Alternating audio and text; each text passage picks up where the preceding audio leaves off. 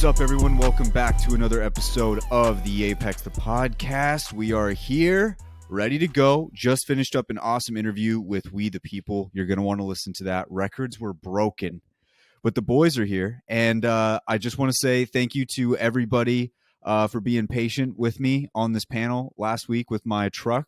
Still not fully fixed, but fixed enough to where it works. And so, when I was editing last week's pod, I busted up laughing hearing Enoch do the intro. He just came in with the most energy you could ever imagine right off rip. And then you guys also fully predicted exactly how I would answer my hot dog eating contest winner, which would have been naughty because he would have just sized up the competition and found a way. So you guys had me nailed. You guys got it down perfectly. E, how's your week been? It's been good. I cut a little bit off my thumb when I was volunteering in the kitchen at my congregation. I sliced a little bit off, but we're recovering well. And it's still like where I cut off, I'm still able to play and everything. And so it's been good, man. I've got nothing to complain about. And then I drove to Florida because my mom's getting married later in the week. And so I'm visiting for that. And so it's nice. I gotta wake up, walk on the beach with my wife, and then hop into the ocean and cold plunge in the ocean in my morning, which was just a great way to start the day. And I brought my whole setup, and I set up. I have two 50-foot Ethernet cords, painters taped through my mom's house, and I brought both PCs because I didn't want to deal with bad frames, and set up the entire dual PC. Thankfully, I had some technical difficulties, but then I fixed it really well. Dude. You're next level. And I got it all set up. The plan was that I was going to do a walking to masters challenge because I'm on a tread desk, because that's like the only like area that I have, and then I have a little separate table that holds one of my PCs. And that shit, I was going to do a walking to masters challenge. That shit was dangerous. Like, I didn't fall, but it was only a matter of time before because I'm like trying to walk on this treadmill but then play at the same time, and so sometimes like it's just a lot going on. It was only a matter of time before I was going to step somewhere where I didn't mean and just eat shit. And so I was like, okay, dude. The content would have been there. But I was thinking, what if his PC, imagine a PC break, I don't know. Especially already recovering from the thumb injury, I'm not really trying to risk like something else going on and recover from that too. And so then I tried standing, and that shit was miserable. I have a torn disc in my back, L5. Oh my gosh, hour and a half deep of trying to do that. I was just getting angry. And so moved it down. I'm on a shitty iron metal chair. And I'm going to make it work for the next few days. And we're just going to keep on building. I could have taken the week off and just chilled because, some numbers are looking up. Some we're doing pretty well, but it's building season. I want to keep that momentum, got to keep that consistency. And I think a big reason, and Peeps is going to talk about in the interview, is just like the grind and being able to put in that work when other people wouldn't. And so me bringing my entire setup to my mom's place, the whole thing, to stream for a few days, is something that I don't think a lot of people would do, and it's something that I did, and a reason why I'm gonna keep on succeeding and going where I'm going.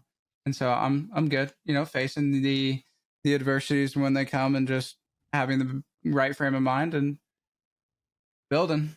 It's building season. Yeah, I mean, You literally took both PCs across multiple state lines. So I think, you're standing alone in that category. That's crazy. That's awesome, though. Finn, what were you gonna say? The only thing I was gonna ask you is it movement finger or is it shooting finger? Movement finger. Yeah, gotcha, okay. Easy. And so my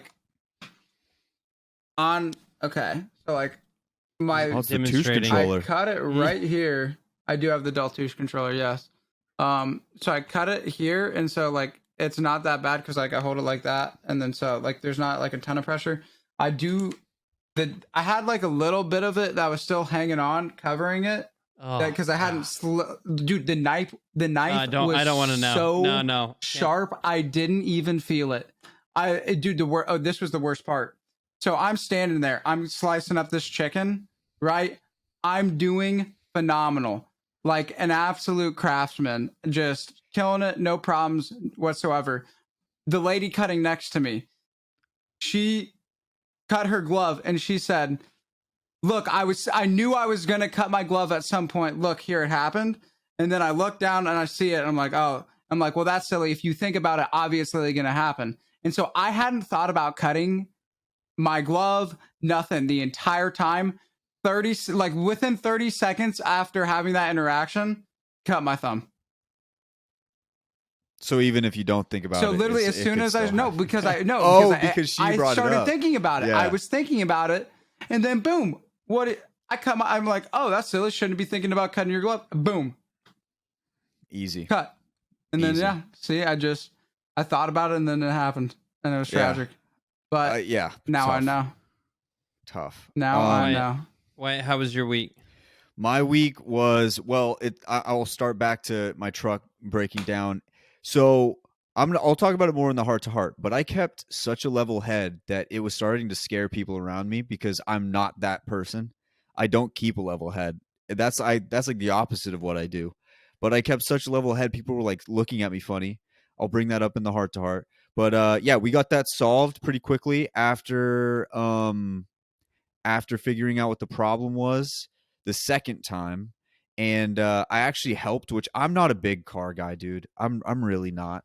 But I watched the one guy do it, and from just watching him do it the first time where it messed up, we had like a misfire. From watching him do it, I was able to do everything down to like which size I needed to like unscrew stuff. So I had everything down, got it off, pulled everything apart, was able to figure out what it was with the help of my cousin, put it all back together. Took a good amount of time, which is why I wasn't able to make the show, but that was pretty cool just to be able to. I felt weird because I had a stepdad who was a mechanic and he was so good at it, and I would always try because I'm like, I want to learn this, and it never made sense in my brain, and it still doesn't to this day. I'm not like the best hands-on guy, like worker. Um, but from watching him, I was able to figure it out for the most part. And I was kind of proud of myself. I was like, damn, I was able to piece this together. It wasn't even that big of a problem, but it was pretty cool. And then after that, just watching sports with the family. Unfortunately, my fiance's Stars got eliminated. So that was sad. And she was sad about that. But other than that, like just a pretty relaxed weekend. Didn't really do a whole lot. Watched a ton of soccer, and I've been studying so much. I shouldn't say soccer. I actually had a fan got mad at us. I was watching a lot of football, European, and then I spent like all night last night. I didn't go to bed till 3 a.m. I was just trying to find all the leaks for the latest kits that are coming out, and I had like an Instagram saved file where I would save the ones that I liked, and I was like, I'm coming back to these. So that I'm still on that. I'm still on that bender right now. Finn, how was your week?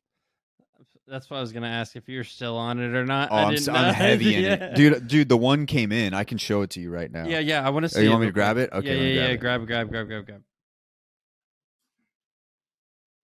That's so funny. Bro, this thing's beautiful. Okay, look at this. So this is so Nottingham Forest, small club, just got relegated or just got promoted last season into the Premier League, which is like crazy. They've actually won 2 European Cups, which are now called the Champions League. They won back to back in 79 and 80. I bought the jersey from 79 in Munich, Germany, I think. Okay, hold up. Mm-hmm. It's just nice. Isn't that so clean? It That's does. so clean, I do huh? like the emblem on the top left. Like, Dude, the Nottingham Forest logo, top notch in the world of European football because they don't really do logos like the United States does. They don't even really do like mascots, really. Some teams will have mascots, but most don't. So when you see a good logo like that, or like the Wolverhampton Wanderers, who are in the Premier League as well, it's just a wolf. It's pretty sick. You want to find stuff like that as an American trying to get into the sport. I wish more teams would adopt that, but then at the same time I don't. I want them to keep their traditions. That's what I've been getting into. If it was all the same through all the sports, I'd probably get bored pretty fast. And football, soccer has kept me pretty interested the last couple of months. Finn, back to you. Good week. We went for those that are in the United States. Happy belated Memorial Day. It was really fun. I got to go and fish, and guess who didn't catch a fish? That's me. I didn't. That's me. Damn. Hand up. But the good thing is, I got to bring Georgia to the family. Hangouts. She was a crowd favorite, of course, and Of course she was. Yeah, and that was that was good. But I got to watch my nieces and nephew catch fish, and I don't know. It was a good time.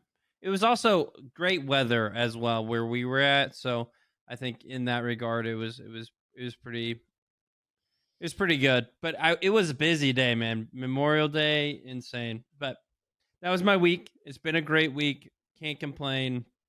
All that. Beautiful. Boys, we do have some news to get into here. We actually have kind of a big story here. We have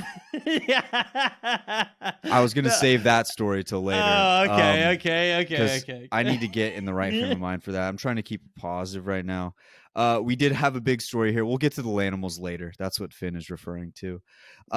Oxygen Esports, they get the Glitch Energy squad that we have been watching for a while, who have been playing pretty well. This with Vane, Reeds, and Aiden the Destroyer. They also have Muffins as a substitute. They bring along the staff with them, with someone who leaks. Shout out someone who leaks, my guy. They also bring along Thornton Smash and their coach Real Psycho. So they get basically the entire squad of Team Glitch Energy. They get them over there on Team Oxygen.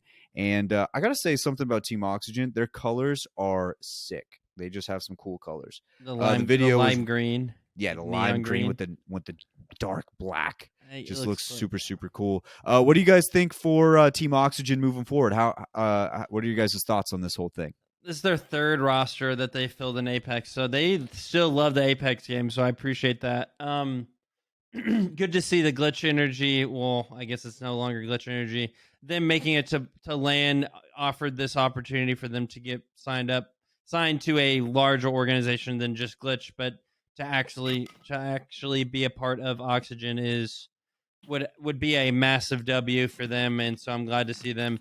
And they were the only org that I guess they were the only team that was going and joining like LAN that wasn't from North America, that wasn't like a massive org. And so now them being a part of Oxygen, it seems like there is a lot of really, really solid big organizations representing North America in the upcoming LAN, which is great news.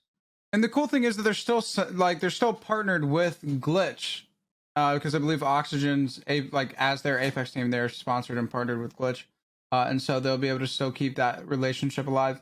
I'm excited to see Oxygen still wanting to participate and stay in Apex Legends. It really just does seem though, like I will say I really hope that this is an Oxygen team we see for a substantial period of time, because bro, I mean, it's almost at this point, who hasn't been on Oxygen? I mean, they just be cycling and rotating and just absolutely just moving through roster on roster and roster. And I definitely think that this could be the one. I do think this team does have a ton of potential and is really solid. But it really just seems like if you're on Oxygen, it's only a matter of time before, if you don't make your LAN, you're gone. And I seen on things on Twitter, from Thornton Smash, basically replying to some comments about like people bringing up a similar point that I am, and he was saying that there was like stipulations put in place to make sure something like that wouldn't happen, and so that's reassuring to see and shows value that somebody could bring to a team as a manager, from that side of things.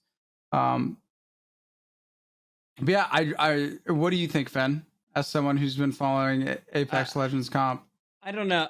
I think it is a good thing for them in regards to, okay, they know the expectation for themselves, right?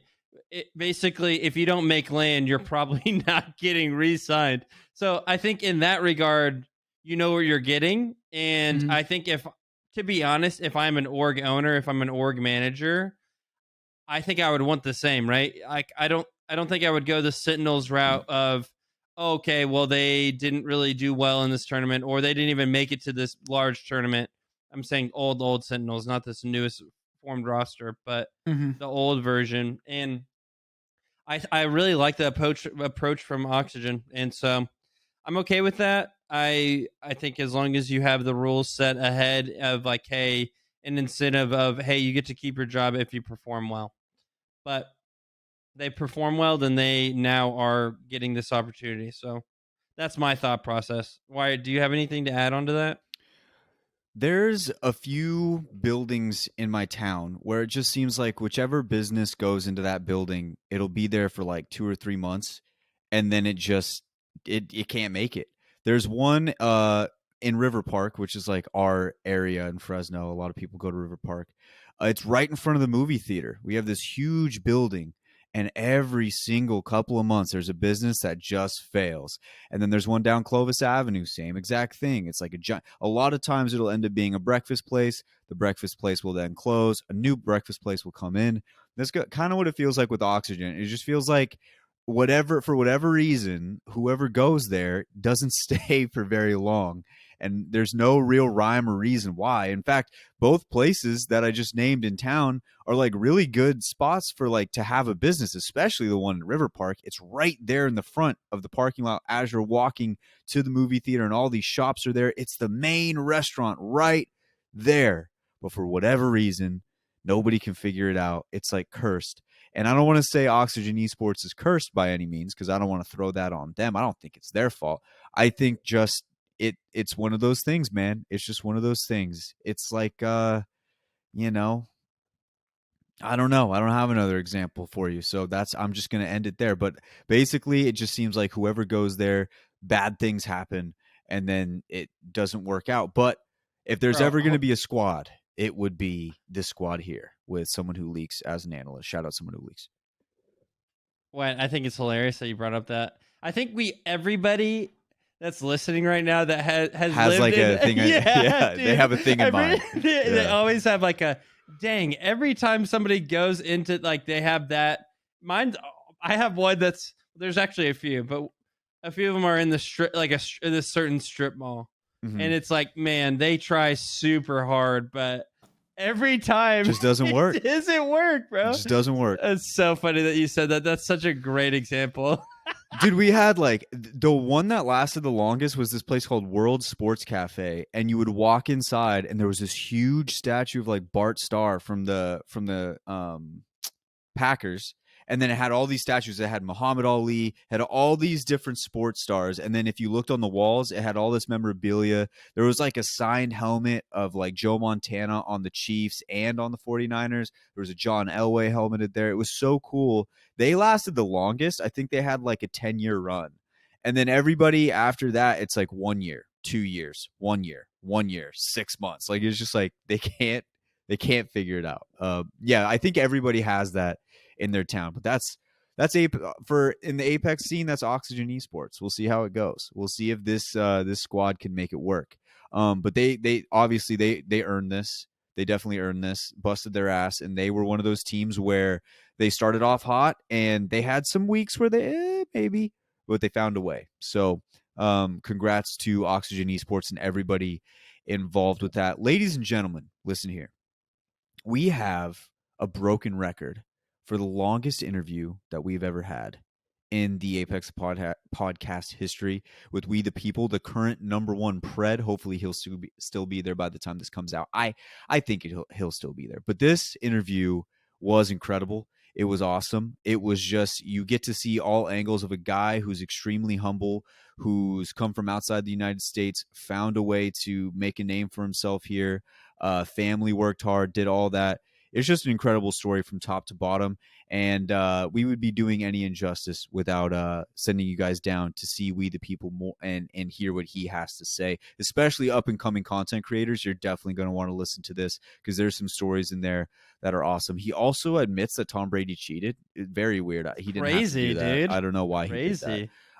But yeah, so we're gonna send it on down to We the People, and then after that, we'll get into the postmortem of my precious Lanimals. Let's hit a quick ad. We'll see you guys on the other side of the interview. All right, here we are, ladies and gentlemen, with We the People. He is sitting here after enduring a 22-hour stream. This man is an absolute animal. You can refer to him right now as the number one predator, apex predator in the world currently. Dude, where's your mental at right now? It's been 22 hours. You hopped on this to do an interview, and you were even talking about wanting to stream more after this was done. Are you a certified psychopath? I guess is my first question. Like, what's going on? I might be on some watch lists. We don't really know. It's mentals at an all-time high. For the first time ever in my career, we hit 3,400 organic viewers. And I can't describe that feeling when all you ever wanted to do was succeed in streaming, and you feel like you're finally where you've wanted to be for 4.5 years. I see the numbers. We're almost at 6,500 subs, which in this economy is insane. For any streamer, even when the economy is booming, it's insane. And to go from someone who's been averaging 100 viewers, almost my entire career, to sitting at 3,000, man, it's a feeling I like. Words cannot describe how grateful I am, man. And just thinking about it, it just like, it's surreal, man. It's surreal. You can really tell on your face, like you can see like how surreal it is and how much it means to you. I think part of the reason why it's starting to take off right now is obviously the hard work you've put in up to this point. But I think when people think about this rank system and they're like, anybody, we have guys who don't know how to shoot a gun straight getting to masters, right? Yeah. But somehow you have maintained this number one pred for this long up to this point. I mean, it's almost more impressive somehow. I think it's way more impressive that you've been able to hold this with how many people are getting into masters and pred right now. Take us through. Let's start from the start of your day till the end. Take us through how exactly it goes and what kind of pace you need to maintain to stay in this number one spot. Yep. So I wake up, I take a shower, I brush my teeth. Before I do that, I drop an LFG. Right. One of the hardest things about grinding for me is just finding a consistent squad that wants to farm RP. Everybody wants to push, and I'm always down to push, but sometimes they put us in the middle of 4 or 5 squads, and he's played with me before. I want to push everything. I have to do it a little smarter now, because to me, this isn't just ranked anymore. This is my life. This is my career. This is everything I've been working for 4.5 years. So I wake up, drop an LFG, hop in the shower, brush my teeth. I am blasting music from the minute I wake up. And we're listening to some rock, some rap, everything. Like, I just want that killer mentality. I want that Kobe mentality. I want that Tom Brady mentality that, I'm going to win. I'm going to win. And not necessarily I'm going to win games, but I'm going to win everything. Everything. I want to be able to sit in this chair right here, no matter where I'm at in the world, and be able to hop on, and just have a massive community where in the future I could support a family from, um, and just branch out from there. But then after my shower, after me listening to music, after me finding a squad, I sit here, I game for as long as I possibly can, go to bed and do it again, man. And it's a blessing. It's a blessing, dude. That's crazy, dude. So I don't know, man. You might have outed yourself here. You said you had that Kobe mentality, which we can all agree with that. But you kind of said you had that Tom Brady mentality, which on here we refer to him as a cheater. And so did you just Does that admit to mean you're cheating? Did you Yeah, are just you admit to it cheating? live on the pod? Let me tell you something. If you guys ever think Tom Brady is cheating, you're smoking rocks. You're grabbing a Can you crack clarify pipe. for everybody at home what a rock is? A rock is drugs. You're smoking drugs if you think that Tom Brady, the greatest quarterback of all time, arguably the greatest competitive athlete, although, he's not the most athletic, but he has more Super Bowl rings than every single team in the NFL. You think you got them all clean? I don't know. I'm going to see you again, you Twitter fingers little bitch. I don't know. There's some court cases out there. Dude. No, I'm just messing with you, man. But it's one of our inside jokes. But no, it really is crazy to see how you've been doing it up to this point. I gotta assume, has there ever been a moment through some of these streams where you're staring at the screen, and you're just like, dude, I don't want to do this anymore, but I just got to scrounge up the will to keep going? Or is there always the passion's just mowing through the whole time? As of lately, no. Have I had it in the past where I'm like, fuck, I have to stream? Like if I want to make it, I have to stream. Yeah. But that's anything in life, man. Like any job, like it's a beauty that 99% of the time streaming and gaming does not feel like a job, right? But there's that 1%. There's that 1% some days where you just want to, hang out with a girl or, go to the lake, and you're worrying about your views, you're worrying about your subs, you're worrying about analytics and all this, your sponsors. So I've been there. But since the season has dropped, I wake up with a smile on my face every single fucking day, every single minute, second, hour that I am streaming. And I've streamed for over 400 hours in the last month. And it's a blessing because I see the results. I finally am starting to see the results. And I couldn't be more grateful or happy, man. It's, again, I can't put that feeling into words. I'm blessed, man. I'm blessed to be able to do this for a living, and that's really it. Yeah, you know, if, I have one question, and then it kind of just leads on to a multiple of them. But do you like go to sleep and then you wake up, look at leaderboard? Like that's the first thing that you look at is your leaderboard? I mean, dude, he's gapping. Like he's No, got no, like 20K. Yeah, I'll say this: 20K is one day. I've gained 20K in 24 hours before. Dez has gained 20K in 24 hours before. That's one day. I look at leaderboards every now and then. It's not the first thing on my mind, right? But I know at the end of this, I'm going to be number one. I'm going to finish number one, right? He might take it for a day or two. I'm going to finish number one. If he does take it for 1 or 2. I was actually in Reps stream, TSM Reps, and he was playing with Dez, and I said, bro, you're helping out the enemy, right? So he's laughing. He mentions it to Dez, and Dez says, yeah, I'm going to something about passing me. And Reps takes a second and just says, yeah, if you pass him.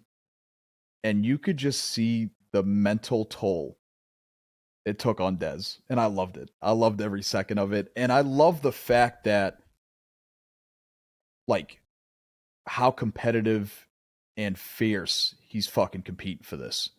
You know, like it wouldn't be as fun to me if there wasn't somebody as close, right? So I love that there's this back and forth. The one thing I fucking hate is when somebody hops in my chat and they're like, "Yo, Dez is gonna catch you. Yo, Dez is coming." Like, bro, I don't give a fuck. Like, some of these viewers who have never stepped foot in my stream before, ever, care more about this than I do. And this means everything to me. And it doesn't make sense to me at all. You know? That's the one thing I don't like. That's it. No, yeah, that's fair. Man,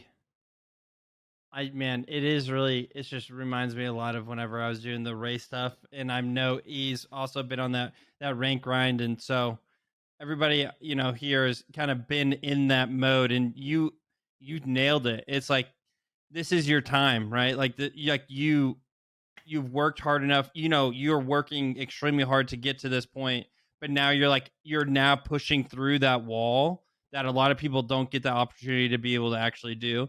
And you understand that because one, you've been doing it for so long. Like, you get it. You understand the grind. You understand what it looks like for content creation in this very competitive game, very competitive content creation. Like, you get it, and now you're, 3.5 organic, right? Like, that's insane, right? So you're seeing that, and you're finally pushing through that wall. And the good thing is you have that experience to know, okay, I don't quit now, right? Like, I'm going to continue to keep pushing, and we keep saying it, but it's just really cool, and I'm excited to see. You're getting over. You're gonna go for a mill, right? Over a mill. I'm hitting a mill. I'm hitting a mill. It's gonna happen. I'm gonna, not only am I gonna hit a mill, I'm gonna be the first person to hit a mill. I'm gonna be the first. Quote me on this. Remember this. All right. I'm gonna be the first person to hit a mill. I said the same thing when I was, I think, number 8 pred, that I was gonna be number 1, and I did it. And now it's just, job's not done. Kobe mentality. You know, we have 70 more days. It's gonna be a grind, man. It's a war. It's a war. And to the winner reaps the benefits, spoils the war. And it's a blessing, man. It's like when you just said 3,500 organic, it hit me again. Mm-hmm. Dude, and it's cool to see. As someone who's known you for as long as I've known you, it's pretty cool to watch. yeah, and what's the craziest thing? I was actually considering not quitting streaming, but not doing it full time anymore and going back to real estate. About a month ago. Because it was, streaming to me has been so stagnant when it came to growth that I would ask myself, I was making good money. But it wasn't necessarily the money for the life that I want to live, in the future. God willing, I want to have a wife and kids, and to support a family on the money that I was making. It's tough, but so yeah, was considering quitting streaming. And then this happened, and I feel like this is the catalyst for something. This is the beginning of something for me. And you know what else is funny? I'll tell you guys a story. And I feel like it was a sign of God, and you might like this. Years ago, I think after 1.5 years of streaming, I was hanging out with a friend of mine, Chris, and we were getting some late night food at this place in Massachusetts called Kelly's Roast Beef. They have everything: fish, seafood, burgers, everything. It's just delicious. I miss that place every day. It's like 2 something in the morning. We're going through the drive. Nah, it might have been early. It doesn't even matter what time. It was earlier than the 2 though. So we're going through the drive-through. I'm talking to him about quitting streaming and going back to real estate full time. For you guys that might not know, I used to partly own a real estate office in Boston. Made more money there than I ever did from streaming, even to this point. And I was telling him, like, dude, I'm just not seeing growth the way I want. I'm not seeing money, which, to me, it's not about the money. But I need money to live. I need money to pay bills. I have student loans that I got to pay off. And he was telling me, he was like, nah, man, fuck that. Keep streaming, man. Like, do what makes you happy. Because he knows that, streaming and content creation, playing video games, it's my passion, And I was iffy about it. And then we go through the drive-thru, we order our food. I forget to get a drink, right? And I couldn't eat my food without a drink. So I told him, hey, pull over. I got to go get a drink. I'm walking up to the counter, and the cashier is giving me a weird look. And the whole entire time that I'm walking up to the counter, in my head, I'm thinking, what the fuck is this guy looking at? Right? I finally get 5 feet away from the counter, and he's like, dude, do you play Apex? Just like that. As soon as he said that, let me tell you something. Again, it was a feeling I cannot describe. I instantly lit up.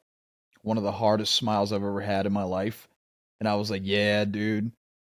Then he says, dude, are you We the People? I'm getting goosebumps. There's a lot of hair. You can barely see them. But I am getting goosebumps right now just thinking about it. And I start smiling even harder, if that was possible. And I look at him, I'm like, yeah, man. He's like, yo, holy shit, man. He's like, I follow you on Instagram. He's never watched the stream. Only follows me on Instagram. This guy, Tom. I'll never forget it, Tom. And that's what kept me streaming like 3.5 years ago, 3 years ago, something like that. And I'll never forget it. And it was almost the same thing this month where I was thinking about quitting streaming, and something that feels like fucking magic happened.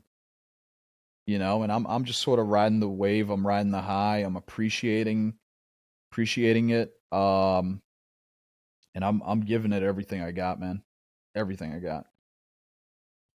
That's beautiful, man. I also think it's it's kind of poetic that the guy's name was Tom, like Brady. It comes full circle.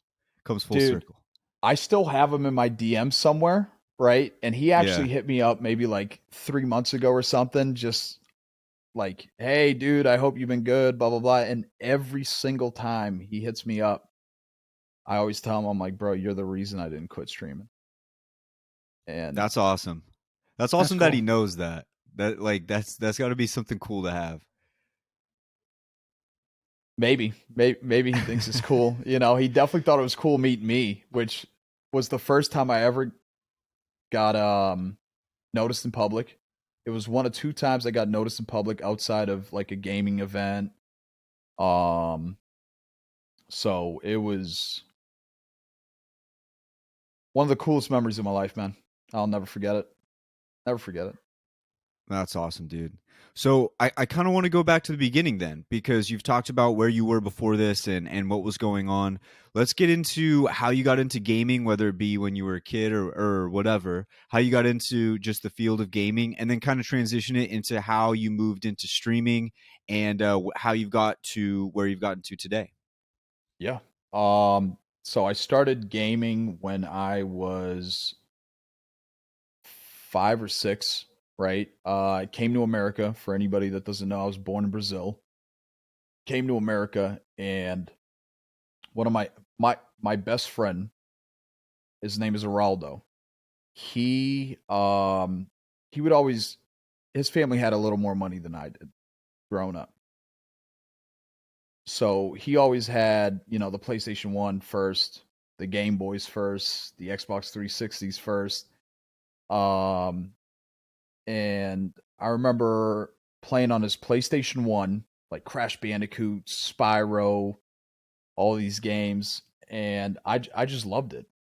It was just fun, it was a way to sort of bond with people. So that was the start of a 20, 21, 22 year thing.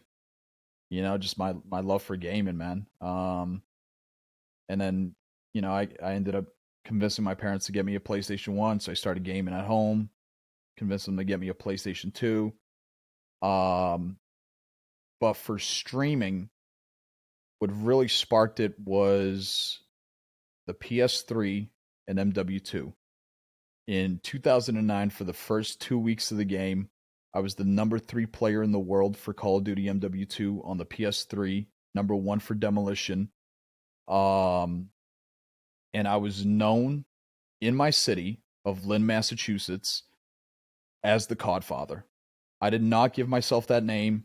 Kids would just call me that. And it was one of the coolest feelings I've ever had in my life, where there were 3 middle schools. There were 5 high schools in my city. And people just knew of me. And they wanted to play with me because I was that fucking nasty. It was like, think of somebody at the highest level of Apex, and that was me. But I was a pub stomper. That's all I would do. That's my number 1 goal every single game, was just to get the most kills I possibly ever could, or the most nukes, or whatever the fuck it was.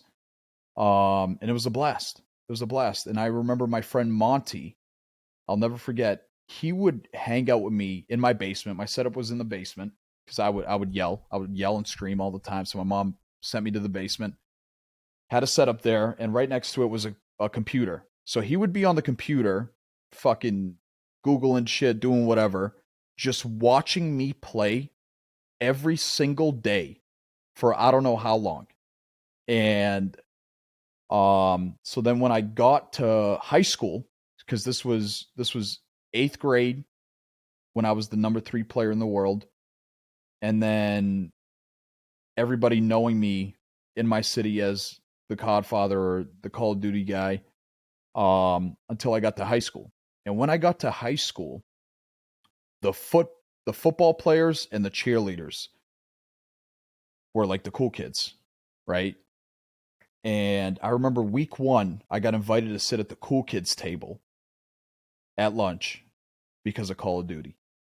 And I started getting invites to parties as a freshman. And it was just an addicting feeling, like people wanting to be around you and to, meet you and know you. And that's one of the biggest regrets of my life, is the fact that I didn't record and put any of that shit on YouTube. The only thing I still have from that, I had pictures of me as the number 3 player in the world on a Nokia flip phone. I had that, and I had a couple of my highest kill games. The only thing that has survived is a picture of the biggest game I ever had in my life, because I sent it to a friend, and a friend still had it. And it was 248 kills, 50 assists, and 27 deaths in a match of Demolition and Favela. First game I ever used a Kimbo P90s in my entire life. But I will say this, I was spawn camping. I would sit in a corner, and I taught... dude, it was despicable. I taught these 5 guys how to hold the spawns, to which the enemies just spawn right in front of you.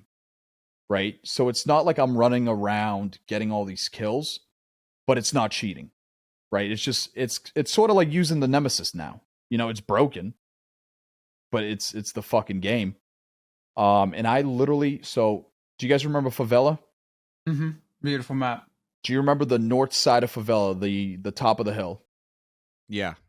So you remember in the back how there was like a little sand lot on the right side if you're going up the hill. There's a sand lot with a couple fucked up cars, a little ditch, right? Yeah. Yeah. And then to the left of that is like a little grassy knoll that stands up a little bit with like a brick wall. Okay. So if you put your back onto that brick wall and stood in the sandy lot, the enemy spawned, I'm not kidding, directly in front of you. And I would sit there and just kill enemies. But my biggest problem and the reason I was dying was because I was reloading. So I was like, fuck it. I try a Kimbo P90s. 50 bullets here. And while this one's shooting, I'm reloading this one. And while this one's reloading, I'm shooting the other one. And 248 kills, 50 assists, and 27 or 28 deaths. But I never, back to what I was talking about, I never posted on YouTube. And all my friends, they tell me, like, the ones that knew me from gaming, if you posted that shit, you'd be in phase. Or, you know, you'd be a millionaire right now, or you would be, you know, like, you would be solidified as a gamer, as a streamer, as a content creator. So that was always one of my biggest regrets, because anytime I would ask my mom, like I said, we didn't have a lot of money growing up, you know, immigrant family from Brazil. Anytime I would ask my mom to buy me, I think it was called a capture card. Was that what it was? Capture card.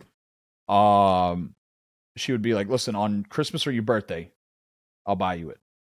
Every time Christmas or my birthday came, I'd buy something else. And that happened for 2 years, and then MW2 sort of, you know, kind of died out. I was still disgusting on Black Ops. I was like top 50 in the world for Black Ops, but it just didn't have the same like feel, you know, and I wasn't so dominant as I was on MW2. But then Apex came out. I played it at a friend's house. I was like, wow, this game feels fucking amazing. Like, the movement is the best movement I've ever felt in a shooter. The bullet registration is fucking amazing. I like the characters. I like everything about it. So I started playing it, and I'm like, you know what? Let's give streaming a try, because I was nasty, pretty good at the time, you know. Started streaming, and 4.5 years later, here the fuck we are, man. So what happened in that little pocket in the middle from MW2 to Apex? Was there like, you go to college? Was there like different stuff where you thought about getting back into it, but you're like, maybe not. Like, maybe I should just keep working. Was it what was the timeline there? Oh, I was always gaming. I was always gaming no matter what. Throughout my life, since I was 6 years old, landed on this country, found the PlayStation 1 at my friend's house. I was always gaming. Whether it was Game Boy, PlayStation 1, PlayStation 2, PSP, Xbox 360, PS3, I said PS3, PS2, Xbox One, PS4, and now PC. Always gaming. I was big on Fortnite, and that's actually that was the first time I ever streamed. I was disgusting at Fortnite, and my friends would tell me to stream because they wanted to watch me play. But I never took streaming seriously, right? I just did it to like show my friends, like, hey, like, I'm playing. And my original Twitch name, believe it or not, was Build Fast, Eat Ass. I swear to you, on my mother, that was my fucking name. I don't even know how that was allowed on Twitch, but that was it. I will say this, I stole it from a guy I ended up killing in Fortnite, saw that name, and I fucking loved it. You're like, I need that. I need that. You know, it's just so catchy, and like it's fun, you know? But yeah, no, in between MW2 and Apex, I usually only play shooters. I was nasty at Battlefield 1. That was my favorite Battlefield ever. I played Fortnite. I played all the Call of Duties coming up, and then I sort of stopped playing Call of Duties when Advanced Warfare came out. When they came out with this jetpack bullshit, it didn't feel like Call of Duty to me, you know? And I've tried Call of Duty again. It just doesn't have that same magic as, you know, Black Ops 1, Call of Duty 4, MW2, Black Ops 2, even World at War. It just doesn't Like, I don't know what this shit is anymore. It just doesn't feel like Call of Duty to me. What would you say? What's your number one Call of Duty? MW2. Okay, good man. MW2. Good man. But I feel like that's the best answer. the nukes, like just having the nukes, you know what I mean, was enough. But the drop shotting, the weapons, like the maps, everything about MW2 was just like it was it. It was it. You know, It's like you mentioned the map Favela, and instantly so many memories popped into the back of my head because that was my favorite map was Favela. I loved that one so much. But yeah, then you think of like there's even maps that weren't super popular that people still remember. Like Rundown was one for whatever reason. I could always get a nuke or very close to a nuke on Rundown, but yeah. that's not a map typically people talk about. But I could always find a way on that. Like there's so many great maps in that game. It's incredible. Even the expansion ones were good. I full agree, man. I it's tough to see another game have that much of an impact on gaming as MW2 did.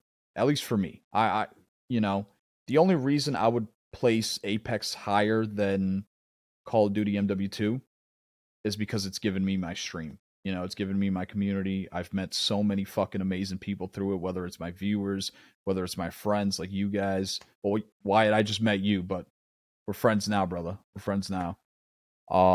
That's right. But like Finn and E, like I've known you motherfuckers for A grip, 4 years, maybe? something like Yeah. yeah. Yeah. Basically, is yeah. I would say Something like so. yeah, something like that, man. So I don't know, man. It's I love it, man. I just thought again about 3,000 viewers, bro, and I'm just like, it doesn't seem real. Yeah. It doesn't seem real, you know? Oh man, I mean, that's that's awesome. just gonna become normal to you in a little bit. It's gonna become like the new average. I hope. I hope. I do know once the season's over, if ranked is anything like it is, I can't see myself grinding for high pred anymore, right? Of course, I'm going to be playing it and everything, but this feels like I feel like a Navy SEAL at Buds. You know, I really do. Like, I don't know if you guys ever seen the documentaries of like Navy SEALs going through Buds training, Yeah. but I feel like it's that, man. And let me tell you something, I'm not ringing that fucking bell until the season's over, bro. And I see number 1 on my fucking badge. Seriously. No, that's great. So then Apex drops, you start to stream a little bit, and then what was there ever a moment other than this one, obviously, where it's like you're starting to see that number climb, but was there a moment beforehand where you were streaming and you're like, dude, this is awesome. Like I've hit like a certain plateau where you were feeling kind of good and you're like, I could actually see a future with myself here. And you were talking about real estate earlier. Was there a moment you decided to stray away from real estate because you felt like you were making enough in the streaming world to go away from there? And like, how did that whole situation play out? Yep.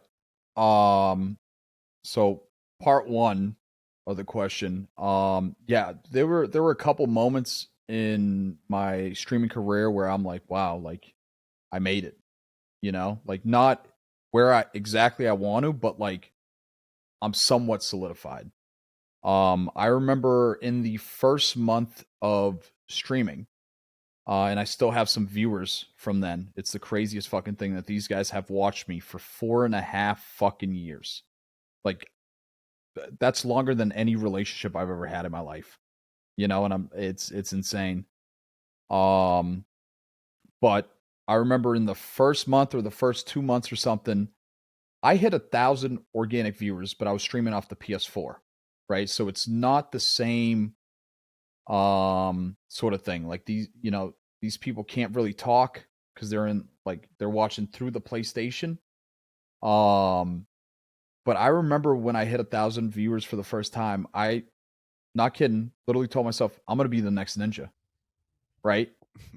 I was selling 3 houses at the time, and I took a 2-month break of no streaming whatsoever because I thought I'm like, I'm good. I'm like, I hit 1,000 viewers. I'm gonna come back. I'm gonna have 1,000 viewers. Came back. I was averaging like 200 for months, And then I was averaging like, and then I took another month break, because I was, again, busy with real estate and just living life. I'm a very, like, let's go out and party, let's go hit some bars, let's go, hit a lake, go on a boat kind of guy. And so I took another month break, came back, I was only averaging 100. And then I moved to PC. My viewership dropped to like 40 when I moved to PC. And I was like, yo, what the fuck, man? I'm like, I'm about to go back on the PlayStation, But I stuck through it because, like, Apex on PC just feels It's billion so times. much better. Not even close. Like, It's so just much. a whole new game. I full agree. So I couldn't go back because of that reason. It's painful. It's like physically painful to try to go back. You could not pay me. It'd have to be a stupid amount of Bezo bucks for somebody to make me go back to the console. But yeah, so then I took another month break, came back, finally moved to PC in January 2020, which is right around the time where, like, everybody was moving to PC, right? And viewership was at like 40. And then it started slowly growing, and then I sort of like plateaued at like 60 something for the longest time. And then the whole Protectful situation happened, right? And Legendary. Hold on. We gotta get a deep dive. We gotta get a we- deep yeah. dive into the Protectful. Pause. Yeah, Pause dude. what we're doing. Spotlight on Protectful moment. We gotta get into this because I think it's one of the funniest moments in Apex Legends comp history. Listen. I genuinely mean that. It definitely, without a doubt, is on Mount Rushmore of funniest individual Apex Legend comp moments.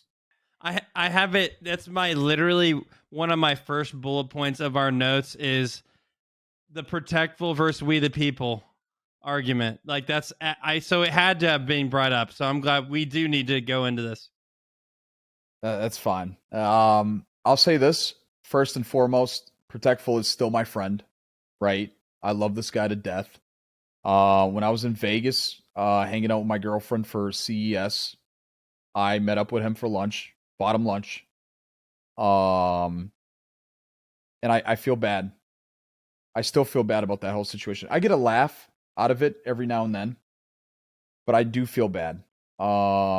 He got so much hate from that situation, and I caused it. And he was a good friend of mine back then. So, yeah, I felt bad, man. I felt bad, and still do to this day. And that's 2 years later, 2-something years, I think. But yeah, I don't know. Can you give us a breakdown on like what led to it, like the build up, what was going on, and then Yep. yeah, Right, because there's not a lot of people. And for everybody, yeah, what exactly did go, like, just like a summary of from your end and perspective of the Protectful incident, so that people have the context and why you feel bad about it now. Yeah. I still feel bad. I don't know if I don't know if you could see it in my face, like, but No, as a parent, it seems I feel genuine, it for sure. I feel it in my chest. Like I still don't like it. I don't even like talking about it. But so basically, he hit me up. He was like, "Yo, bro, I got a $10,000 Boom TV tournament to play with me." I was like, "Fuck yeah, let's do it." So we played 4 games, and there were 4 different situations where we died, where he was just putting the blame on me and P-Fitter, right? And, in comp, you got to keep the vibes high. Even in ranked, you got to keep the vibes high, because once the vibes go down, the way people play goes down. You just start playing like shit. You're in your head. So I didn't say anything. He invited me to this tournament, so I just shut the fuck up. accepted it. It is what it is. Fifth game, he tried to do the same. And he raised his voice just a little bit at me. And it set me off, man. Because it was just like, I was just holding it in for 4 fucking games. And then, game 5, he did it again. And I probably wouldn't have said anything if he didn't raise his voice. But he did. And the way I grew up in Boston, like, you don't take that shit. I grew up in middle school and in elementary school getting bullied, right? High school, I finally started learning how to stand up for myself. And I started getting into fights and arguments and everything, but I felt better about myself. Finn is just losing it. Dude, what are you losing it about? Yeah, listen, the reason why I keep laughing is because, like, you were trying to de-escalate the situation for a good 5 to 10 minutes, and then he just like kept going, and then you said, all right, now I gotta get, he was like, you were trying to get rid of it, and you're like, now you brought me back into it. That's why it's so funny to me. It's just, like we could have won some money. We were actually doing pretty well. We played like shit, but we were still doing pretty well. We could have won some money. At the time, like, I wanted to get my name out there, and even, like a second place or a third place, you're the first and second loser, but you win a little money, you fill the Wikipedia, and you sort of start making a name for yourself. So that's why I wanted to kill it. Plus, I didn't, like, he was my friend. I don't like arguing with my friends, because, like, once we argue, bro, or like somebody betrays me or something like that, like, I can't forget. Like, I might not care, but my body will always think about it. And so I was trying to kill it, trying to win us some money, trying to, get us some recognition. And he just sort of kept going, and it was just pissing me the fuck off. And then I remember G Dolphin was playing with Hal at the time, and they somehow found out we were arguing mid-tourney. And so people were clipping shit left and right. Sent it to Hal's, or sent it to G Dolphin, who sent it to Hal. Hal watched it on his stream, and my stream blew up from that, for a little while. And I know from that, it helped me get partner, right? I remember 4,788 subs that month. I sold thousands of dollars in merch, where I put a ruler on my shirt because I told them I got a 6-inch cock or whatever. And I literally just put a ruler on my shirt and sweaters and sold thousands of dollars of merch. It was the craziest fucking thing. Later that night, Hal raided me. It was the first time I ever had a raid that big. I think it must have been like 12,000 or something. And it was just the craziest thing. And that was the first time I hit 1,000. Technically, it wasn't organic, but I didn't get rated. But I hit 1,000 viewers during that whole situation because Hal was watching it on his stream. And I'll never forget it. But I do feel bad. I do still feel bad. We won't forget it either, bro. That'll go down in history for sure. Yeah, no, that. And I somebody brings that up to me daily. I'm not kidding. When I went to LAN, in North Carolina, people were coming up to me, and some of them only knew me because of that. It was, I don't know, crazy, man.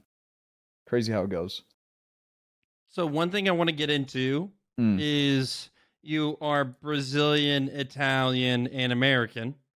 And you even mentioned like how, your family has a large part to do with like how you grew up and culture and everything. One question. Yep. Can you speak different languages? And then 2, since heritage is a huge part of your story, what has it been like being multicultural in the Twitch space? And is that how you got inspired to have your name, We the People? All right. I can speak 2 languages. I speak fluent Portuguese, which is the language of Brazil. I falo português. And what was the second part of that Sorry, question? you're good. So what is it like being multicultural in the Twitch space? Yep. Believe it or not, nobody knows I'm Brazilian. Not even the Brazilians. You know, I might even I even have the you have tags now on Twitch. I have Brazilian and Fala Português as tags. And people still ask me like, "Yo, are you Brazilian?" And they ask it in Portuguese, and then when I say it back to them, they're like, "Yo, what the fuck?" Like blah blah blah. So I don't I don't like I don't feel the multiculturalness for me. I'm starting to feel it now where I have a large community of Brazilians showing up to every stream now, ever since we started blowing up, right? And you know, they'll speak Portuguese in the chat and I'll talk to them in Portuguese, and I find that it's so cool, man. It's so cool. But you know, for any DE and I'm not included in that because I'm white skinned. You know, but I think I'm the perfect epitome of don't judge a book by its cover. And then what was The last one is how did you get your name, or what inspired your name, We the People? Yep. So Well, We the People won. We the People won because I couldn't get We the People, man, and they still won't give me it. Believe it or not, they still will not give me We the People, and it's because We the People is active on Twitch, and people will send me screenshots like, "Yo, I thought this was you," and it's some random motherfucker out there. And I tried to buy it for $1,000 back in the day, 4 years ago. Wouldn't sell it to me. But yeah, so when I started playing Apex, I changed my name, Build Fast, Eat Ass, to T Brady, Greatest QB. Wyatt is fucking losing it. Changed it to T Brady, Greatest QB, right? Because I had no idea what to change it to. I'm a massive Tom Brady fan. I'm a massive Patriots fan. Tragically. Greatest athlete of all time. Maybe not the most athletic, greatest athlete of all time. And so when I was streaming as T Brady Greatest QB, the majority of people, 90% of the people that would check me out after I killed them or they saw me in the kill feed or something, would come in and just talk shit about Tom Brady. Just talk shit about Tom Brady, not follow, not anything. Not even try to have a real conversation with me. Just talk shit about Tom Brady and then leave. And so I thought to myself, I'm like, I have to rebrand. You know, like if I want to make it, like I have to rebrand. No matter how much I love the name, and I love the fucking name, I got to rebrand. So one day I'm sitting on a couch watching TV and I see a charity commercial. And at the end of it, it says like, "We the people can make a change." Right. And I love charity. I love helping out people that need help. I think it's the most important thing people can do in their lives is just helping somebody. So when I heard that, I'm like, oh, this We the People might be good, you know, because it's like everybody's a person. So everybody, you know, we're all people. So everybody could sort of relate. So I sort of took We the People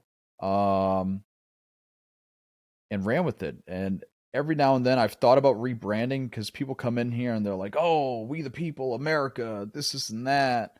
It is the Constitution. I know. The beginning of the Constitution. So I know. Yeah. I just like the concept of people coming together for a cause. no, I love that. You know? It's way better than you just saying, yeah, it's at the beginning of the Constitution. So I love this story way more. Yeah, I didn't think too much about that. And then, you know, I'll have, you know, people coming in talking about politics. Not as much now, but you know, when I started as We the People, talking a lot of politics and this and that, and I just sort of thought, I'm like, I got to rebrand, and even my agency, I was signed to Icon, which was TSM's agency, before they shut down. And the head of talent there was like, dude, have you ever thought about a rebrand? I'm like, yeah, I've thought about it, but I don't want to lose all the traction I've built on Apex as We the People. So I thought about just changing it to Peeps, but that's another story in it of its own. So that same guy that I hung out with that night where Tom recognized me at Kelly's, his nickname is Peeps. Right? So all of high school, everybody called him Peeps. So when people started calling me Peeps, I hated it. But you can't do anything about it. I grew into it. It is what it is now. Like, that's my nickname now. And yeah, man. Crazy, dude. Which nickname do you like better, Weeps or Peeps? The only person that I really know that calls me Weeps is, I think, Naughty. Do you, E? I can't. I'm like, a Peeps man. Yeah, Me and Finn were talking about it like before you were like when we were figuring out the technical difficulties. We had a Weeps Peeps combo. Yep. I think I've always called you Weeps from the PS4 days, like all the way back then. You know what? You have. Yeah. You have. You might have been you were definitely the first. Well, I think I think it made the most. I was like, instead of putting I was like, let's just call him I was like, I'm gonna just call him Weeps. I don't know. Made sense way back then. And so then everybody started calling you Peeps, and I was like, well, dang, maybe I unfortunately, maybe I did that wrong. It was close. It was close. Naughty, that's all he calls me now. Even in person, when I hang out with him, he's like, yo, Weeps. He calls you Weeps in person, bro? Yeah. I mean, to me, I don't call any of my gamer friends by their real name at all. Yeah, like, fair. I've been living with Onmu since February of last year, right? And I used to live with Vane until December of last year. The only time I have ever called them by their real name is when we were at the bar and I was talking to some women. They came up and I introduced them. I'm not going to be like, yo, this is my friend Onmu. I was like, hey, you could, but it's not going to go. It might not go well. Absolute legend, by the way. The guy's a savage, man. I fucking love living with Onmu, man. Like, his dedication to competing. He doesn't have the passion for content creating, right? Which I tell him every single fucking day. I'm like, bro, you're only going to be able to compete for so long. Yeah. Like you're only going to be in 100 Thieves on a competitive roster for so long. Yeah. Not even. Why are we not streaming every day? You got to inspire him, Peeps. Come on now. Bro, I try, and you know what his answer is every single time? I'm worried about winning championships. I'm worried about winning medals. And I respect the fuck out of that, but at the same time, I just want to punch this motherfucker in the face because it's like, you can do both, and I've definitely seen him streaming more now. And it was the same thing with Vane. I tell him all the fucking time. I'm like, bro, you two are two of the most gifted Apex players in the history of Apex in the world. People want to see that. So like, anytime you play Apex, just go live. Just turn the fucking stream on. Like, you're doing the hardest part, which is playing the game. You might as well, build a community and hopefully, be able to make a living out of this for the rest of their lives. And they listen to me sometimes, they don't other times. But yeah, no, Onmu's the man, one of the nicest people I've ever met, man. Just so down to earth and like just a bro. You know what I mean? Like, we could go out to the bars, we could do whatever, and it's always a good time with On, man. I've never argued with this dude once. Never argued with Vane once, and it's just it's a blessing, and it makes me grind harder knowing I have one of the best players in the world living, we're living together. Yeah. And I love that. I fucking love that, dude. No, I've told this story a few times, but when I was a nobody podcaster just getting off the ground, he had just won the LAN with Kungarna, and I Yep. just sent a DM like I was just sending him, just trying to make anything happen. Like maybe he responds, he comes in and he like agrees to do the interview. I'm like, oh shit! So I try to get everything ready. He gets in there. I completely fuck up how to set up like the interview like I normally would have never done, but I was so flustered because I was like, dude, this guy just won the fucking LAN. So I'm freaking out. I'm trying to get everything set up. He was so patient, does the full interview, and was just like so gracious the whole time. And it was when like my original show was nothing. Like we didn't have anybody listening. So it was like I will always look at him and be like, dude, like you like the way you look at Tom, kind of like how I look at Onmu. Like he didn't have to do that for any reason at all. Dude was clearing 100K, and now he's talking to some guy living in his dad's house in his room, because at the time I was still living at home. And so it was like I was just in my room, and he's talking to me, nobody. So I'll always respect Onmu for that. He's a true G. I'm telling you, bro, one of the nicest people. I could I feel like I'm really good at picking up vibes of like who's a scumbag and who's not. Not once have I ever gotten any bad vibes from Onmu. You know what I mean? Like he's about his business. Like this guy is so dedicated to competing and trying his fucking best that before every LAN in a foreign fucking country, the whole month prior, he will sleep to that sleep schedule. Like he'll be waking up when the sun's going up in that country for a month straight. And let me show you guys something. You guys might like this. He got up. For all the audio listeners out there, he got up. He has moved. There's a beautiful Christmas tree behind his chair. I will say the star is slanted a little heavy on this Christmas tree. It's like a small Christmas tree. Okay, he's back. Every day, that's what I get to see. So this is the trophy from the LAN that he won. Actually, I don't. Was it a LAN or was it online? It was a LAN. It was a LAN. All right. Was it? Was it not? It wasn't a LAN. Sorry, I said LAN, but it was like, oh, was it during COVID time? I think it was. I think it was It was during 2020. It was 2020, I believe. I think it was the 2020 LAN it was like the first Worlds. I'm pretty sure because 2021 was whenever C9. Wait, no, that could have been 2021. Did C9 got second place at that point, right? Yeah, that was Sure. yeah, they so were then dominating. That had to have been Kungarna 2021 then. Yeah, So okay, I got that wrong. Yep. So it was online technically. But this is what the fuck I see in my house. You know what I mean? And that amps me up, man. That makes me want to be a better competitor, a better player, a better streamer, a better everything, man. And I love that. But yeah, Onmu's a fucking goat, man. Onmu's a fucking goat, dude. I fucking love that dude. I love Vayne too, but he left, man.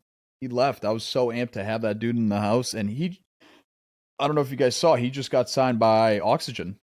They just announced today. So yeah, we're about to talk. We were planning on talking about that. So yeah, you broke the news, but sadly that'll be after. So he did say it first, technically, on this pod, but it won't be played in that regard. But yeah, here we are, we the people, breaking some news here. But yeah, you got some straight shooters as roommates, which is really cool, Yeah. And how did that all happen when you ended up that's a great question. What was that? Sorry.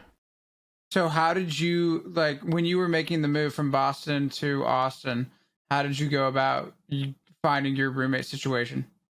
Bro, so I've been hit up by a couple people to move out somewhere to a gaming house. And I was like, I got real estate here in Boston. That's what's paying the bills. And then I built enough cushion, right? And I'm invested in real estate, right? Like I So we do condo conversions. I just have money invested in it with my old mentor slash guy that I partly own my office with. So I was making some money, and I'm like, you know what? Fuck it. Like, let's just do it. And then Onmu and no, I think it was Vane. Vane randomly hit me up one day. It was like, yo, bro, we're trying to move out to Austin. You want to be our roommate? I was like, dude, maybe. I don't know, man. I don't know. So I tell my parents, I'm like, hey, I'm thinking about moving to Texas to just fully pursue gaming. And my dad was fully against it, right? Because I manage his properties. I manage his properties in Boston, and he owns, I think it's like 8 multifamilies now, right? So he's a baller. Listen, before we continue with this Vane story, I wanna get in on this, bro. My dad was an engineer in Brazil. Came to America, engineering degree here from Brazil doesn't mean shit. It's nothing, right? It's nothing. You could literally have. It's the same as having a piece of paper like in bench warmers, like I am 12. You know what I mean? It's just fucking fake. It literally does not mean anything. So went from being an engineer in Brazil to, and my mom and dad, they owned a couple clothing stores, right? Which weren't doing well. So they sold those. My dad moved to America a year prior to me, my mom, and my little brother to like establish. It was like a fucking pilgrimage. You know what I mean? He went here, he came here, he set, the home base, and like we came a year later. But I think maybe for like 4, 5, 6, something, I don't even know how many years, he would work at Taco Bell, come home, sleep for 4 hours, and then go work another job, come home, sleep for 4 hours, go back to Taco Bell. Come home, sleep for 4 hours, go work his other job. And his other job was like, it was a company called Be Our Guest. It was a party equipment rental service where he would just have to like lug heavy tables and like boxes filled with like fucking glassware, silverware, plates, all that fucking shit for like fancy parties. And that's what he did for 4, 5, 6, 7 years. Would get 4 hours of sleep, go work another job, 1 day off a week. And now he is a multimillionaire with 8 fucking properties after busting his ass for so long like that. And some people ask me like, yo, where do you get the passion to like grind? Right? One is this is my passion, right? Like I love video games, I love content creation, I love streaming. But in the back of my mind, and it never leaves, is how hard my mom and dad grinded. My mom, for 21 years, cleaned houses, right? Because when we came here, technically we weren't documented, right? We didn't have green cards, we didn't have anything. And I never really felt that until I tried getting my driver's license at like 16, and my parents were like, you can't. And I'm like, the fuck you mean I can't? Like I want to be able to drive a car, and they broke it down to me. But my mom cleaned houses for 21 years. Just retired, I think 2 years ago or a year or something ago. And let me tell you something. That is one of the worst fucking jobs I've ever done. I remember one summer, one of her workers got pregnant, so she couldn't work, and she couldn't find additional help to help clean the houses. So for I think 2 weeks, I worked with my mom. All right, she would wake up for 21 fucking years at 6 a.m, work, and come home at like 5 or 6, and the entire day, all you smell is chemicals. You're sweating your ass off in dirty ass fucking houses, right? Dog hair everywhere, dirty ass motherfuckers. And it's always rich people, but the fucking dirty as shit, and that's why they have a fucking house cleaner. I get it.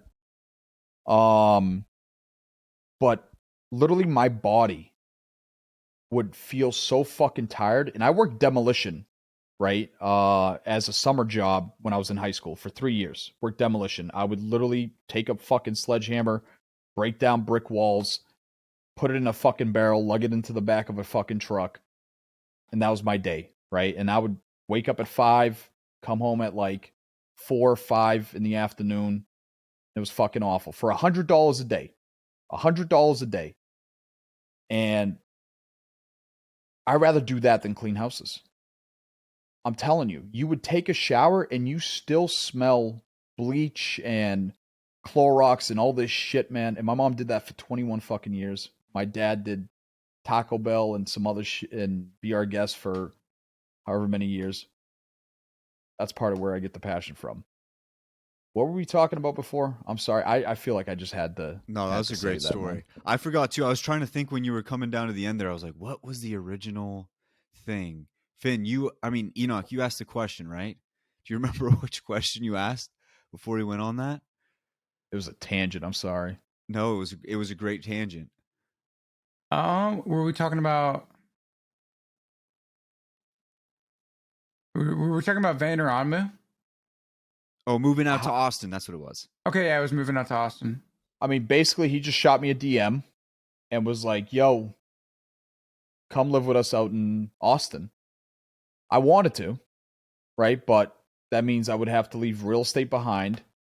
All my friends, my family, you know, and family to me means the world. It's everything to me, you know? So I talked to my mom. My mom didn't like it, didn't want me to, but at the end, you know, she was like, listen, you do what you want. You know, if like you feel this is right, you go ahead and do it. My dad was like, fuck no, like what are you doing out in Austin? You know, like you're gonna, he told me, he's like, you're gonna meet a girl and you're never gonna come back. That's what he said to me. And I'm like, Dad, I'll be back. Give me like 2-3 years, I'll be back, blah blah blah. And yeah, so then I talked to him. My dad was still against it till the day I left. I remember the last time I was seeing him before I left to Austin, he was like, don't do it. I'm like, it's too late, Dad. Like I signed the lease. Like it's happening, you know? And drove 30 hours from Boston to Austin in my car. Here we are, man. 2 years, almost 2 years later, a year and a half later. You're like, Dad, I'm gaming for 22 hours at a time. There's no way I'm meeting a chick out here. So you have nothing to worry about. I'll be home soon.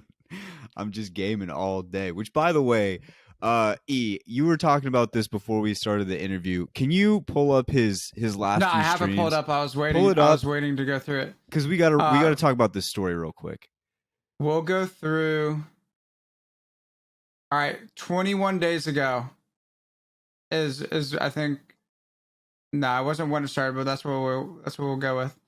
21 days ago, 29-hour stream, and then the next streams following this, 21 hours, 24 minutes, 20 hours, 25 hours, 16 hours, 29 hours, 19 hours, almost 16 hours, 18 and a half, 10 and a half, 12:40. 18, basically 19 hours, 12 hours, 15:40, 19 hours, 15, 19, 22. So yeah, what happened on the we gotta ask what happened on the 10 and the 12. Weak numbers, peeps. What happened, man? Yeah, what's going on? Did you lose the passion or what? No, man. So one of my viewers bought me lunch. Right, because for some reason, like when I'm gaming, if I eat, I slow down. My gameplay becomes lethargic. I start playing like shit. And sometimes I just don't have an appetite, right? So the B sisters and her husband, Selena's husband, bought me a Popeye's chicken sandwich because it was a Sunday and Chick-fil-A was closed. Bought me a Popeye's chicken sandwich and some fries and a biscuit. So I ate the sandwich. I ate the fries. 20, 30 minutes goes by. I start itching all over my body. All over my body. I could not even play the fucking game. I was itching so fucking bad. So I went on DoorDash. I ordered some Benadryl. I took Benadryl, and I felt like I got drugged. I got drugged. I was literally falling asleep mid-fight while popping a Phoenix. And I was like, I got to get the fuck off. I'm like, this is crazy. And I still got the fucking thing right here. I better fucking throw this shit out, man. I swear to you, that shit is a real fucking drug. Like that is crazy. And even the next day, I felt it. I literally felt like super sleepy, like I felt like I got drugged. I literally felt like I got drugged. And that's the only reason those are 10 and 12 hours. And I will say this. 2 of those streams, one was an 18-hour, I'm pretty sure. It was the day I became number one pred, which I could tell you this. It was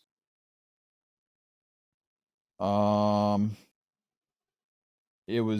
20th or May 19th where I became the number one. It was May 20th. I became the number one pred in the world. That was a 34-hour stream. The only reason it's broken up into 2 streams is because my stream PC just randomly shut off.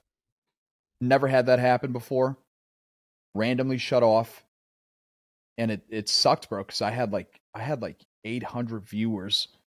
And I was like, wow. I'm like, yo, this is crazy, dude. Blah, blah, blah. 800 viewers. You know what I mean? And like, most of my career, I've been averaging around 100. So that fucking killed me, man. But started the stream back up. We hit I think we hit 1,000 organic that night. And that was crazy, man. When I hit number one pred, I'm not gonna lie, I cried.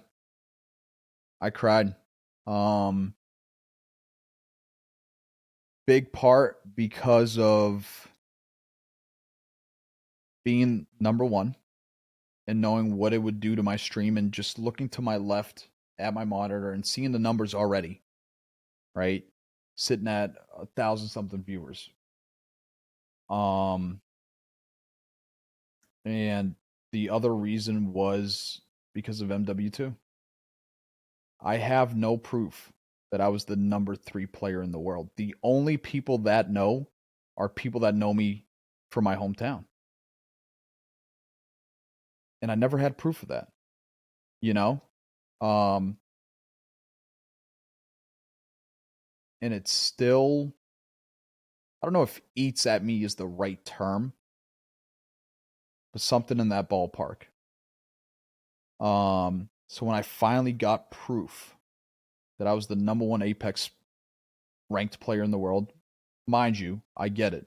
It's the shittiest fucking rank split in the entirety of Apex, in my eyes, right? The fact that I'm killing silvers and plats and golds, that's fucked up. You know, they should never be in our lobbies. It's unfun, you know, on both sides. For me, I like those sweaty ass fights, you know, where like you need to crack these motherfuckers to push. Now you just run straight, you know, and then maybe 1 out of every 5 to 10 games you'll run into a sweaty squad thinking they're shit, and you pull up and you just get your shit washed, right? But yeah, no, I cried, man. I cried, and I think we hit 4,000 subs that night too, and that was another reason why I fucking cried. And I needed to sit there, and I was playing with Diff, and I was playing with Sang, I believe. I'm not too sure. I think it was Sang. These streams have been getting to me, man. I can't remember shit. And they were like, yo, ready up. I'm like, yo, dude, I just need a moment. You know, I just needed a moment to take it all in and appreciate how far I've come and just enjoy the moment a little bit, you know? And then the next game I played, my hands were shaking. I couldn't even walk straight in the game. My hands were shaking, but I kept playing for another, I don't know, 10 hours or something.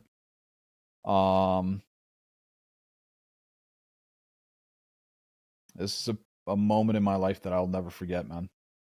Moment in my life, no matter how old,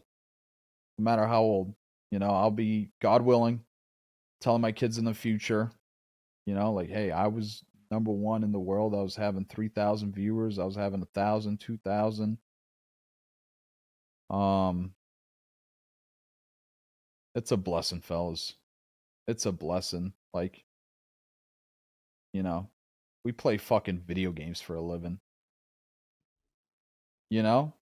I remember growing up, in elementary school or middle school, the teachers would always ask you, like, what do you want to do when you grow up? So I would always tell them I want to be an FBI agent, right? Because I wanted to solve crimes. I wanted to solve crimes and help people. I would say I want to be an FBI agent or play video games for a living. And every single one had about the same response. And they would chuckle, pause for a second, and say, stick to being an FBI agent. You'll never play video games for a living. I will never forget that, man. And it wasn't that they were bad teachers, right? It wasn't that they were being malicious in any way, shape, or form. It's just back then, I was born in 95. I'm 27 years old. Back then, video games wasn't a career path. But now with, Twitch, all these things, it's a real fucking thing. And boys, we play fucking video games for a living. Crazy, man. It is beautiful. That's cool. So I'm gonna do a segment that we do called Double Tap, where I tell you a segment, or I tell you like a statement or a sentence, and then you respond with one word or two words, depending on what you're feeling. Right? Got it. All right, you ready? Yep. Number 1, season 17 ranked. Number 1 Pred. Nice. Number 2, Bangalore. Goat. Number 3, Storm Point. Sometimes shit, sometimes good. Number 4, hardest part about being a content creator. The inconsistency in money. That's more than one word. I'm sorry. That's okay. That's okay. This always happens. And then number 5, one thing you want to see from Apex in the future.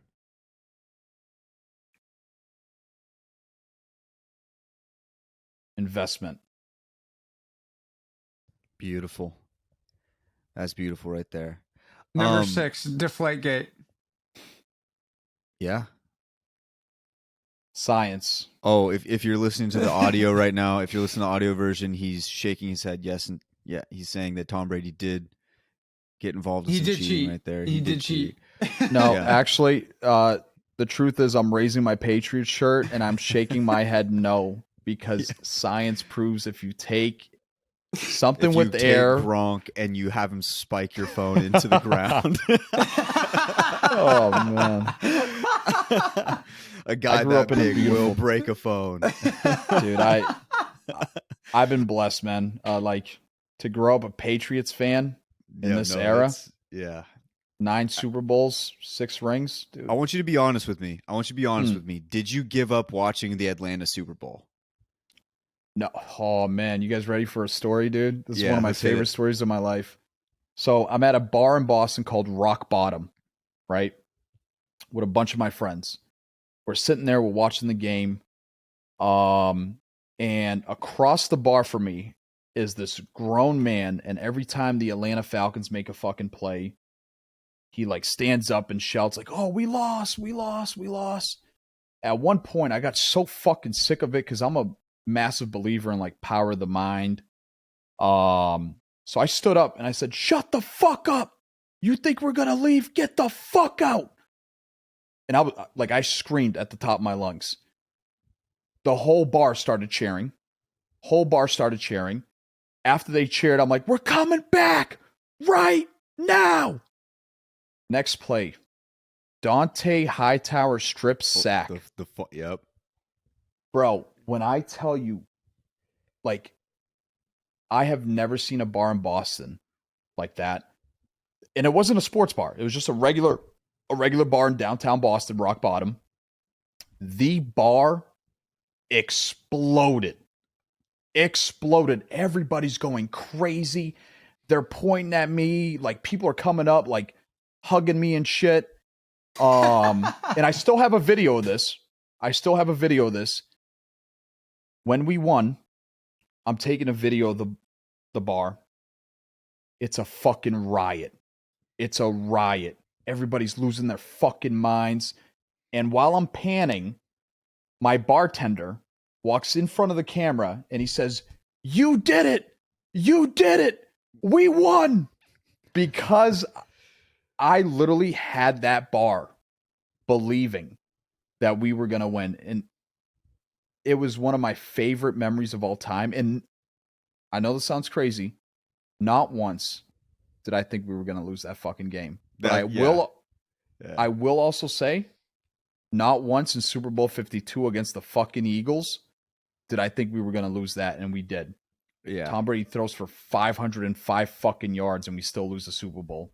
I actually thought you guys were going to win it on the Hail Mary at the end. That ball was dangerous. It was actually a dangerously thrown ball. No, man, that's awesome. E, I know you want to ask your final question here. This has been so great. E, hit him with it. I actually got another. I got one more question that I want to ask before my final question. And so, peeps, going into this season, what were you like going into it of? Because it was really up in the air about whether or not this ranked split was going to be good or whether it was going to be bad. It's a new season. Was your intention the entire time, I'm going in, I'm getting number one, I don't care what it is? Or what was your mindset going into it? And then did you just find yourself at the top and you were like, I'm just going for it, like I got this? You know what's fucking crazy? Day one of the split, didn't even play ranked. I asked my chat, I'm like, hey, listen, should we go for high pred or should we kill grind with ballistic? Right? Majority said kill grind with ballistic, and I like giving my chat what they want. Right? At the end of the day, I make the final decision. It's my fucking stream. But I owe my chat everything. Right? So I asked them, hey, what do you guys want? Majority said kill grind with ballistic. I played for 4 hours of fucking pubs. I was playing solo at first. Every fucking random I had was taking ballistic. So I couldn't even play ballistic, right? And then I tried to solo queue in duos and trios. Everybody I was running to was just stacked.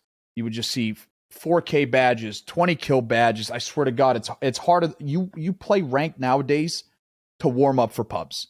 It's the craziest fucking thing. So I remember the final game I had that day, kill grinding. I landed in capacitor, ran through an entire building, found 2 Mozams, 3 P20s, ran out, hit a fucking bin, found a G7 scout, got pushed by 3 fucking guys. You know they were on Discord calming. And I put one down. The others killed me. I started losing my fucking shit. I got off stream. Literally just watched some movies, laid in bed. Woke up the next day. I'm like, fuck it, we're ranking. Where I'm not doing that fucking shit again. And day one, I think it was the 29-hour stream where I was having a blast playing ranked. And maybe that's because I tried to kill grind for 4 hours, and it was literally some of the worst Apex I've ever played in my life. That rank just felt so much fucking funner. So I did a 29-hour stream. I don't know what I ended at, but it was like, it was decently high pred. And then when I was top 10, I remember I was playing with Diff, and Diff was like, bro, you should go for number 1. I'm like, I don't know, man. I don't know if I'll get it, blah, blah, blah. Because I know it's a fucking grind. Like, E, you know. Mm-hmm. And then I hit like number 5 or 7 or something. And I'm like, fuck it, I'm going for number 1. You know, I did not come this close to come this close. Fuck that shit. Let's just go for number 1. Let's blow the fucking stream up. You know, let's fucking do this. So I just kept fucking grinding. And now we're number 1. 6,500 fucking subs. 3,400 organic viewers today. I don't know. But I never... Follower count's going crazy. I felt like you just posted about like 50K and you're already above 60. Am I above 60? I think so. Let me see. You're at 61.5K. Oh my fucking God. No, you've been hard farming. No, you still have. No, because I pull up every now and then, and you still have your follower like stream elements thing showing up in the chat, and so it's like you probably get like 2 to 3 followers every 30 seconds you're on stream. It's insane, man. It's insane. I haven't really looked at the numbers except for views, to be honest. To me, views are the most important thing. Because I know subs fluctuate. I know the views fluctuate too. But so many people have come to my chat and be like, bro, like, where were you all my life? You know what I mean? Like, this is where I want to be. This is the stream that I want to spend my time. And I have like new viewers just dropping stupid amounts of fucking money on subs and all that other shit. And I know I'm not keeping all this viewership once the season's over. Right? I know the viewership's going to go down, but I know it's going to go up from what I used to. And I'm curious to see what the numbers are going to be like after the season's over. But right now, man, I'm not even focused on the numbers. I'm just like, I'm enjoying the grind. I'm enjoying the journey. And I'm enjoying the fucking moment. You know, like it's like, again, goosebumps, bro. I'm doing my best to see him. Yeah, I'm too fucking white. I'm too fucking white. I'm enjoying the moment, man. And it's a blessing to be where I'm at, man. It's crazy, dude. Play video games for a living. You know? That's damn yes, right. you do. And you're definitely at this point completely solidified in the top 1% of not only people playing the game, but as well as on Twitch, streaming, all of that. And so one of the favorite things that I like to ask people is, because everybody who we have onto the pod is in the top 1% of the field that they've chosen to pursue. And so what is one piece of advice that you could give somebody that, regardless of the area that they're trying to pursue, one piece of advice that would help them break into that top 1% that you've done? Grind. You know? Just give it your all, man. Because if it doesn't work out, you could look back at it and be like, fuck. You know? It wasn't because I didn't try hard enough. You know, it just wasn't meant to be. That happens for a reason. You know? Like, I know you're gonna agree. God has a plan, man. God has a plan. And might not always be what you want. You know? Last month was one of the lowest points of my life, right? Girlfriend ended up breaking up with me. Long distance. Nothing crazy happened. And I was in love with this woman. First woman to break up with me. And it was just like, I turned all that anger and sadness into fucking passion for something I wanted. And here the fuck we are. Grind. Great answer. Yeah, man. That's awesome, man. And like, similar to Tom Brady, you've been breaking so many records personally. You also just broke the record for the longest interview we've ever had on the Apex the podcast, which had been held. I was trying to see if you were going to break it. I was wondering.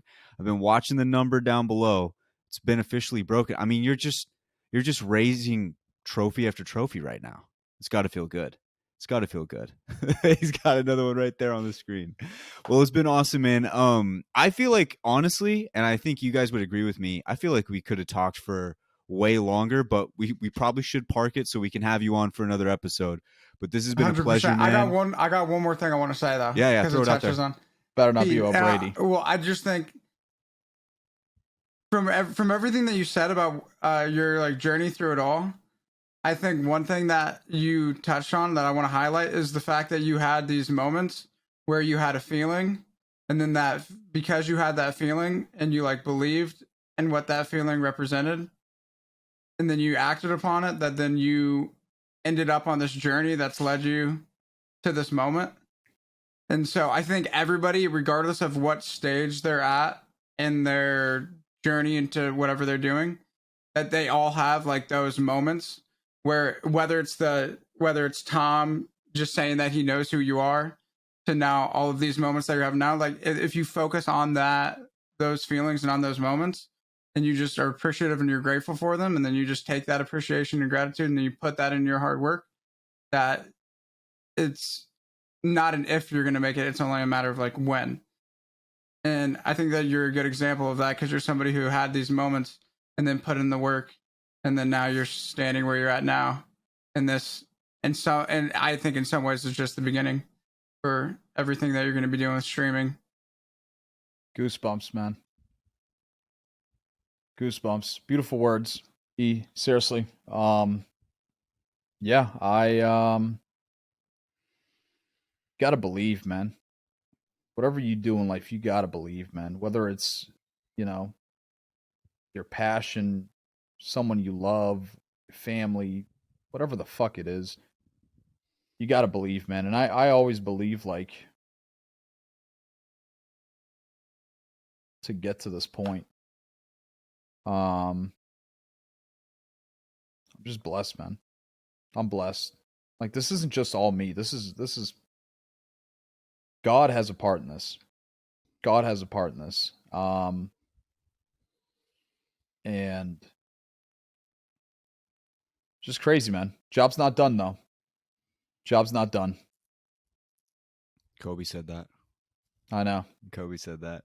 No, man, it's like I said, man, it's been awesome. And the one thing that I've seen through all of this is how much gratitude you've had and how humble you have been up until this point. I feel like every question we asked, you ended it with being like, damn, dude, this is crazy. I can't believe it. I'm so happy. Like that's how you know somebody who has been busting their ass finally got somewhere that they wanted to get to, especially from the background that you come from, with the parents that you had, the friends that you had. It's been really great. And I think there's a lot of people out there who are, it seems like you're just getting off the ground right now. And we've talked to a lot of people who have been mid-flight for a long time. And they're, we've had Hal on here. So it's like, those are guys who have been going forever, right? Yeah. And it's like, you're just getting off the ground right now. There's probably people listening who are maybe a few steps behind where you are at. And I think hearing where you've come from, hearing your background and all of the different people, the company you've kept, and the schedule that you've kept, which is insane, will lead people to be super inspired. And it's been awesome having you on, man. I can't wait to have you back on. I appreciate you guys, man. Appreciate you guys having me on. Yeah, man. I mean, listen, do me a favor. Do me a favor. I'll ask one thing. When you mention that part, show that picture of Tom Brady winning his first Super Bowl when he's like this. Where he's got the hands on the head? That's what I was thinking of. That's how I feel, man. Yeah. That's how I feel. And I've told chat this. It's just like, I worked for it, but just because you work for something doesn't necessarily mean it's gonna happen. And I felt it. I've put in over 10,000 hours, I'm pretty sure, into Apex. Never had a break like this. But do me a favor. So when you play that part, show that picture of Tom Brady, man, winning his first fucking Super Bowl, man, because that's how I fucking feel, man. Yeah, 100%. Connor, you hear that? Connor, you're on it. All right. All right. That's our video editor. Well, once again, We the People, thanks for hopping on. You guys can catch him on Twitch at WeThePeople1. He will be there. He will be grinding, and He will be probably there. he will probably be 23 hours deep, getting ready for another 23. Once again, man, thanks for hopping on. Love you, boys. Peace, man. All right, that was We the People. Shout out to him for hopping on the show. Honestly, and I'm speaking truthfully, we could have gone on for like another hour, and I wanted to, and then I was looking at the time, and I was like, damn, because I still had so many questions to ask. Like growing up in Boston, it was kind of crazy that he had a heavy Boston accent, but also could speak fluent Portuguese. He might be the only person in the world who can do that. It was just a great interview from top to bottom. He did get emotional at the end. I think if you're not somebody who typically watches the YouTube, you should check it out, because we talked about how humble he was at the very end. Like we were kind of giving our outro, kind of talking about it, and he just kind of teared up and he was like, dude, this is awesome. Like it was just a great interview all the way around from somebody who's extremely humble and who has busted his ass to get here, and he got it. And if you're somebody out there looking to make it in the content world, that's what you have to look forward to if you continue to grind and keep working and keep going, and maybe even take both your PCs across multiple state lines to continue your stream and keep it hyped up. That's the type of stuff you have to look forward to. But it was awesome. What'd you have to say, Finn? Dude, he also just came off a 22-hour stream and then goes straight to our podcast. I think there's a little bit of, you can tell, but also at the same time, you get the real, like, just raw like emotion. So anyway, and he wanted to keep going after that. He said, like, if I can find a squad right now, I'll probably keep going. So he was planning on he's going to play some more ranked. He was going to keep going. Dude is absolutely insane. But I guess we need to talk about it. Woke up to some horrible news. When I say woke up, I woke up very, very late in the day, on this day. And it was, Lanimals has decided that they are going to go in a different direction. Each of them had their LFTs posted. And moment of reflection for me, staring up at the ceiling, trying to figure out what I'm going to do next, because it's important to me to have a team. As somebody who watches sports as much as I do, I can't just go into it having multiple teams and being like, oh, I'm rooting for storylines here. No, I need to have a team, and I need to live and die by that team's success and or failure, which is what I did this entire playoff, this entire journey. And I thought that I was going to be able to continue it with the rest of this league, and that's not what's going to happen here. They're all deciding to move on. When I first saw this, I said no. I screamed no at the top of my lungs. It was like a moment in a movie where the rain is coming down and somebody falls to their knees inside of a courtyard, maybe has like some cobblestones on the ground, and I fall to my knees and I just look up at the sky and I say, why? And the rain is pouring down. My hair is sleek. It's slicked back. It looks really good. I'm having like a nice cry. I probably look really good in that scene. I want you to picture that now. And pointing at the sky, being like, how could you do this to me? But the longer I thought about it, the more I realized it was probably for the best, because it's almost like when you're in a relationship and you guys break up, and maybe they break up with you, right? Like maybe you didn't see it coming, and they break up with you, and you're just like, but everything was so perfect. Like everything was so good about us. How could this happen? And then you start to like take a look back maybe a few weeks later, and you're like, wait, like, did I allow this to happen? Like, was that really as good as I thought it was? And you kind of start to remember being like, wow, I was actually like really unhappy for like a lot of this. And you kind of piece it together slowly, and you're like, no, this was probably better that we split up. With the Lanimals, there was a lot of moments where it was like, dude, they were arguing heavy. I think somebody even put out like a compilation of all the times that they had argued. And to me, as somebody, I'm like, these are just competitors competing. But then you look at, some of the other teams, and it's like, it's not always like that. And then you look at some of the other teams that have failed, like G2, for an example, and you're just like, okay, like there was a reason that failed. And so I think the same thing was going on with Lanimals. I think, and then after that, I was kind of thinking, well, why didn't two of them stay together and one just go? And then you kind of realize too, like all of these arguments and all these different things that were popping up, it was like Naughty would sometimes make incredible plays, but also there were some moments where there was like situational awareness lacking. You had Lou, who was trying to make calls, but sometimes the calls wouldn't come out super clearly and it would be confusing to the other two. And then you had Alb, who is mechanically gifted as anybody in this game, but then there's moments where there's just like a lack of that killer instinct. And so it all kind of cultivates together to be like, they all are great players who should probably be with another set of two other players. And so that's kind of where I ended after I came down from the sadness of it. And so it definitely sucks.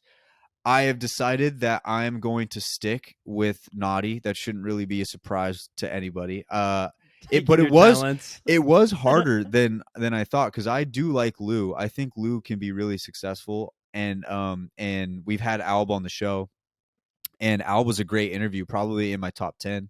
And so I really liked having Alb as well, and I want to follow him wherever he goes, because Alb's redemption arc is going to be awesome when it finally comes through. Same with the other two guys as well, but especially Alb's coming from like literally the top and then kind of dropping to the bottom and then trying to work his way back up.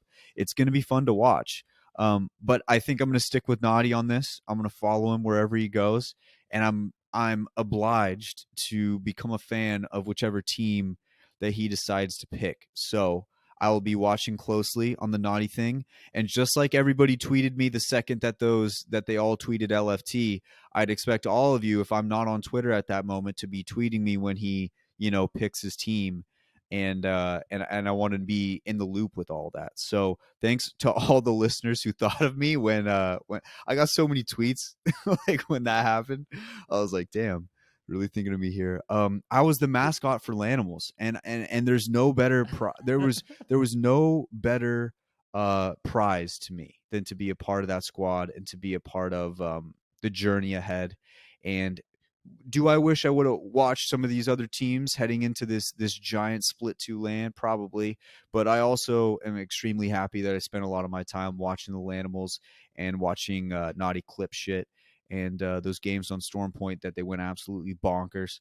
I'll never forget those memories. And their logo is super, super sick. And I hope one of them takes it with them and maybe makes it into a t-shirt. And yeah. So Lanimals is done, but we had fun. We had fun along the way, and I'm happy everybody followed along with me. Hashtag L2L, Lanimals to Land. That is my those are my final statements. Those are my closing statements on the Lanimals. What do you guys think? Dude, my first thought was how does this affect LeBron's legacy? And then second, no, what I really thought No, that was mine too. Well, okay. What my first legitimate thought was, wow, this is yeah, I feel for the players, but I low key, high key feel the most upset for Wyatt. And I know that sounds wild to think about, but I know how much Wyatt cares for Naughty and cares for that team and how much passion he had for the squad. So whenever they all LFT in a span of like 5 seconds, Naughty ends his stream. He was like on a subathon. Like Alb was playing through it long. Everybody was like doing stuff, and then it all came to a screeching halt. And I saw it all happen very quickly, and I thought, oh, Wyatt is going to have potentially could have a altering, effective bad day if he chooses to do it, as he always says. And I didn't know how bad it was, I guess is what I was going to say.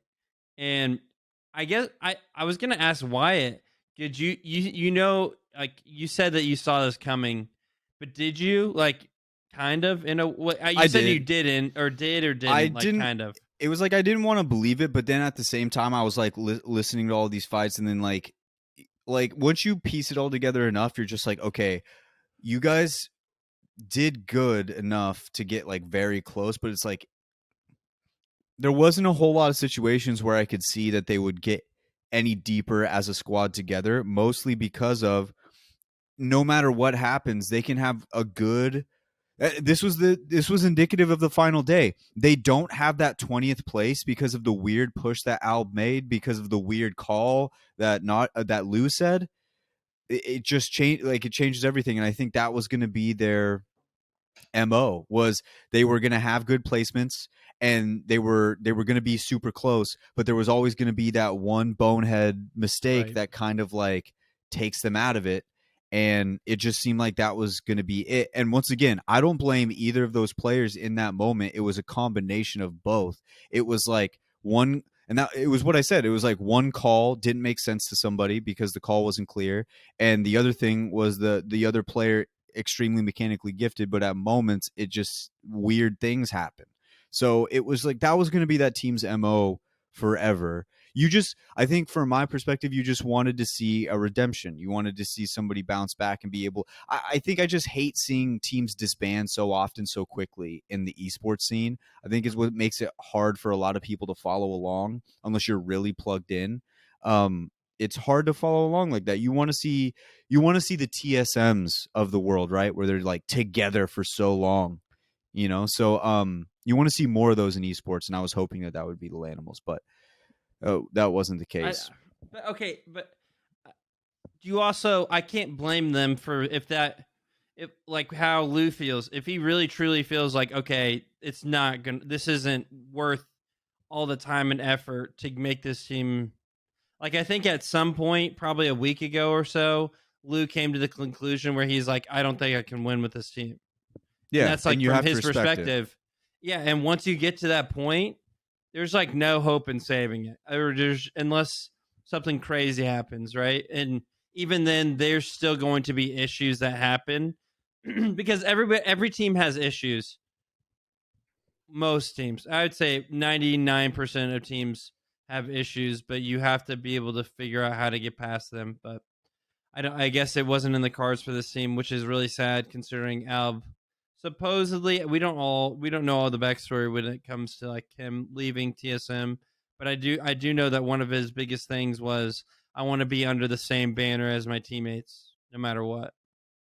And so it's sad to see that. But yeah, E, do you have anything to add?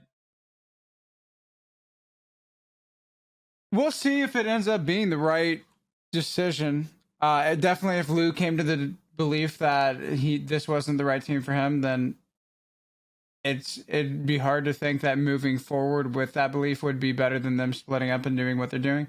I do think that this team, at least on paper, has like incredible potential, and if they just stuck it out and really worked with it, I think this is a team that could be incredibly successful.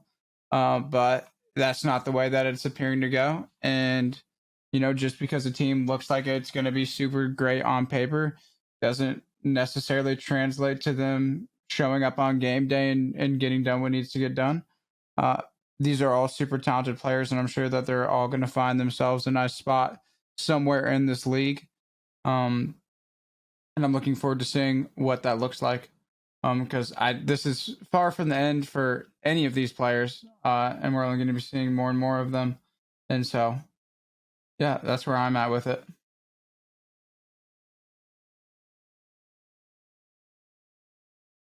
You're muted. I wanted There's to no see that way. team. Oh, no, it was me. it was Finn. It was me. Okay, I wanted to see that team succeed so bad.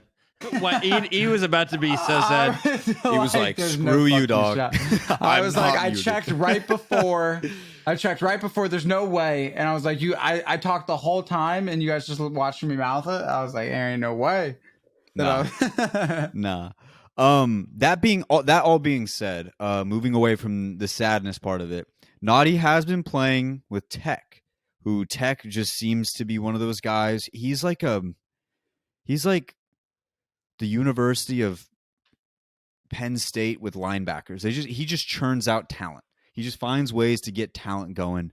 What is another, hey, Finn, what's a college that just seemingly puts out the same type of prospect, like the same position group? I was gonna say wide LSU and like receivers, defensive backs. I was gonna say defensive backs, yeah. and like defensive backs or corners or something like that.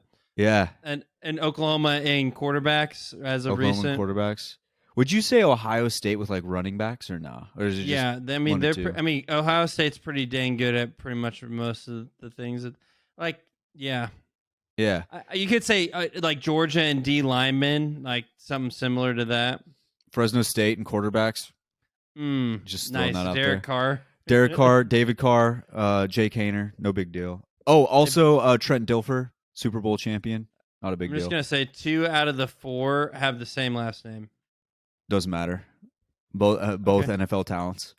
No, you're And right. won a first overall pick to the Houston Texans. Unfortunately, they had no offensive line, and he got sacked 70 times in one season. Anyway, moving away from that, Tech seems to churn out talent no matter what. So Naughty teaming himself up with Tech is interesting. But the other thing is, Tech is not, he doesn't typically play the Naughty style. So that might be a transitional thing. What do you think about this, Finn? Yeah, I don't. I mean, I will say he doesn't play the traditional style, but it is a little bit more aggressive, and I think that's what Naughty needs. This is really going to test Naughty. If he does end up playing with Tech, it'll test Naughty's patience, I guess is the word. Patience in that he has to pick and choose his spots a little bit more carefully now. Just because of the comp that they're running, usually with Tech is usually a crypto, and because of that, your space, your window of opportunity to get kills is a little bit scarce comparatively to other things. But that doesn't mean you can't be aggressive. But that's something that I think he'll have to get used to if he ends up choosing to go this route. But I mean, there's still other. I mean, there's a lot of teams that are LFT now. Like, I don't Plenty know. of time. There's so much time.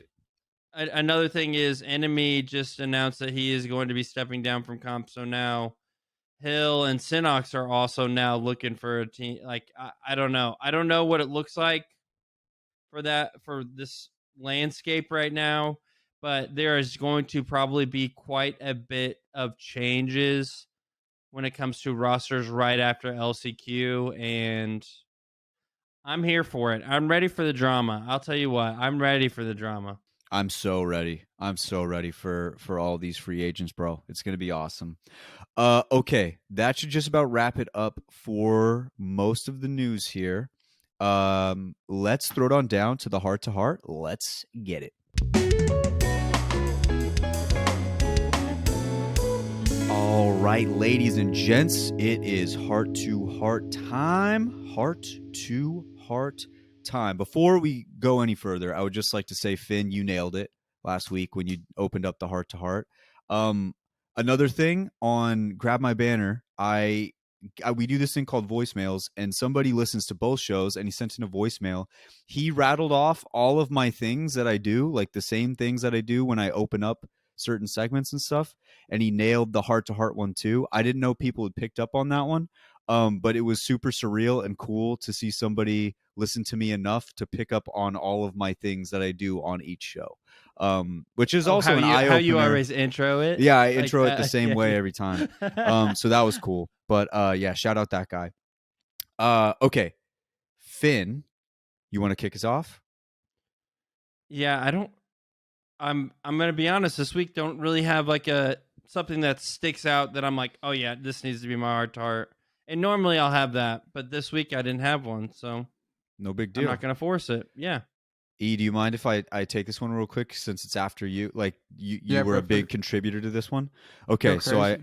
I got into it early in the show about my truck and how me not getting upset was turning people's heads. They were like, "What are you doing?" Like I'm expecting you to throw stuff. And I was cool, calm, collected. I texted the guys and I said, "Hey, my truck's broke down." And I knew it was already trouble earlier in the day, and I had found a way to continuously have Enoch in the back of my head being like, it'll only be a bad day if you choose to make it a bad day. Now here's the thing. I've heard people push back on what Enoch has to say sometimes, and I remember when we had Noko on, he was saying like, you've obviously never had your car break down or get in a car accident or something like that. And Enoch pushed back on it a little bit, and I was like, yeah, maybe Noko's got a point. But then I was like, well, how about next time that happens to me, I try it and I see. And so I have this situation happen. And the whole time I'm thinking, it's only going to be a bad day if I choose to make it a bad day. Now, mind you, there's a lot on the line on this day. I miss a big interview. I miss hanging out with the boys, recording the show. I have no idea as an editor, not knowing what people said beforehand makes your editing job way harder. You're listening to literally every single second, which I normally do anyway, but at least I have like if I need to hurry it up, I can scoot through some stuff. I have no idea what anybody says. I have no idea what needs to be cut out. It's going to make my job on the next day when I record the other pod way more difficult because I got to put it all together and do all that. All these things are adding up. Plus, my truck is broken down and I'm still sitting here. And I was just sitting there and trying my best to learn, soak up the information of what the first mechanic was doing. And then on the second try, trying to figure it out, I had already figured everything out and I was piecing it together there. I was relaxed. I was calm. Like everything was cool. And even before, because Enoch sent me a text message and said, hey, just remember. And I had already had it in my head. And I was like, dude, I was already thinking about it. And it literally, like a day that normally would have lived in infamy in the back of my mind went so smoothly. And it still wasn't great by any means. Like I missed an entire episode. I've never missed an entire episode on anything that I've ever done. That was the first time in my history. So that definitely sucks. But it was cool in the way that when I was driving around with my cousin who was helping me, we got in the truck to go down to Napa Auto Parts to get some parts. And he was like, dude, you know what's crazy? It's like, I'm so used to you getting mad and angry. And he's known my dad forever. And me and my dad are like the same. And he was like, I'm so used to you and your dad just like blowing up at stuff.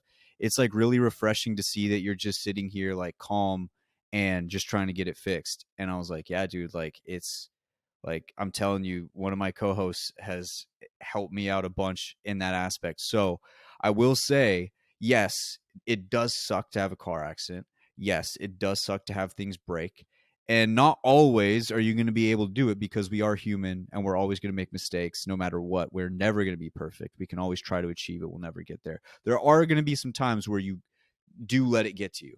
But this day, I didn't. And it was a drastically better day. It was just everything went way smoother. Everything felt way better. There's nothing I could do to change it in the moment other than to fix it. And that's what I did. And when you break it down to that level, really just made everything go a ton smoother. And you start to realize when you're in those moments too how blessed you are to even be in the situation that sucks. You're just like, dude, I have a truck to break. Like there's a truck that I can go back to work and do all that from. I have a cousin who would pick everything up, drive over to go help me, which was a 25-minute drive because we both work in the same place, but we live in the same town, which is like 25 minutes away. Drove over there to help me out. I have a workplace that would allow me to try to fix my truck the last hour of work to so that I could get back and forth. And all the people in the workshop were trying to help me. Like all of those things are a blessing. And all of those things, even though in that moment could have been like, well, fuck this, fuck that, it was all, this is really awesome. And this is really cool that I'm even in this position in the first place. And I just remember a moment I dropped the tailgate on my truck waiting for my cousin. I just sat on it, kind of let my legs hang down a little bit and just stared like into the sky. It was a blue sky. Sun was a little hot. It gets hot in Fresno. Rolled up my sleeves and I kind of just sat there and waited. Didn't put any headphones in, didn't look at my phone, just kind of absorbed life and just waited till I could fix my truck. And it was actually like a really good calming moment, refreshing moment. So shout out Enoch for that. It was I urge anybody who is in these positions moving forward to try and have that go in your head over and over and over and over again. Just try to let it churn and things will continue to get worse. And if you keep it to a certain level, like you can get a little angry, a little frustrated, but if you keep it below a certain point, it'll be a much smoother process for you. And that's my heart to heart this week was that. So shout out E. Yours, Enoch. That was, I mean, I absolutely, I just sitting there, that was awesome to hear. No, like, the fact that you, especially like coming off the Noko interview, like where that was something that we like touched on and talked about. Yeah, And that then was you like a got big the point. opportunity to really like put it to the test and you did it. Like, I think that's so cool. And I'm thankful that I'm able to have the things that I'm learning in my life and being able to share that with other people, and then have like the fact that you were able to have like a better day because of something that like because of like your relationship and your exposure to like me as a person, I think is something that I'm very thankful for, that I can have that effect on people. So thank you for sharing that, at least with me, because that's really cool. Yeah, that's super cool. But yeah, for me, yeah, I'll say that mine is just, if you want the different results from everybody else, you got to be doing different things. And so here I am, like, when it comes to like, when I looked at like my monthly Twitch rev, like things were up, things are nice, things are great. I'm like, all right, dope. And I easily could have just made the decision of, okay, like I'm just gonna go and I'm just gonna like dick around at the beach and just enjoy time and not worry about it. But I'm not doing that, because not because I don't think like I've put in the work to like deserve that time and to deserve that like experience of just being able to relax and not worry about it, but I just know that I want, and like I know that I'm going to have success that the majority of the people on the planet won't experience. And the like I know that I'm going to experience it, and the reason is because I'm just simply I'm gonna do things that other people won't. And that's something that I've done all the way throughout my career, and that's something that I don't really ever plan on not doing.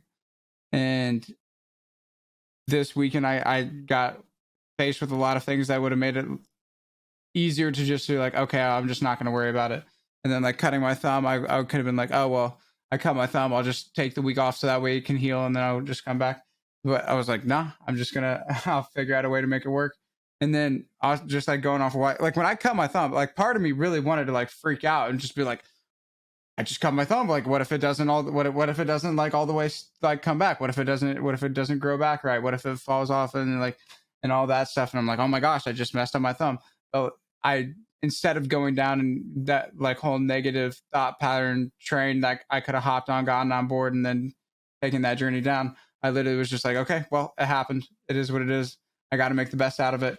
For some reason, there's got to be some way that this is supposed to help me grow and get better as a person. And so when I viewed it as that, it's just, it kind of like eliminates any like bad thing. Because if I'm able to look at me literally cutting my thumb while cutting food up as a good thing and something that I'm somehow going to be able to grow from, then that's what it is. It's like a good thing and something that I'm able to grow from. And so it's just a life hack. And so I think that's just like where like my two biggest takeaways from the week. And I'm just pumped up that you were able to have a better day. Oh, dude, Because because now like because like I'm sure people are out there and they're like, oh, Enoch's just on his bullshit.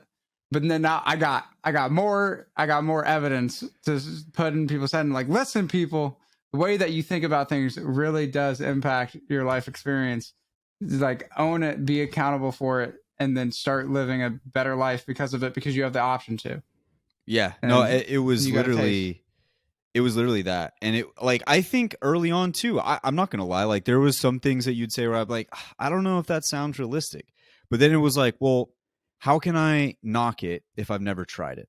And then I started trying it, and instantly you see like a drastic change. And so, Mhm. no, it was awesome, dude. It was really helpful.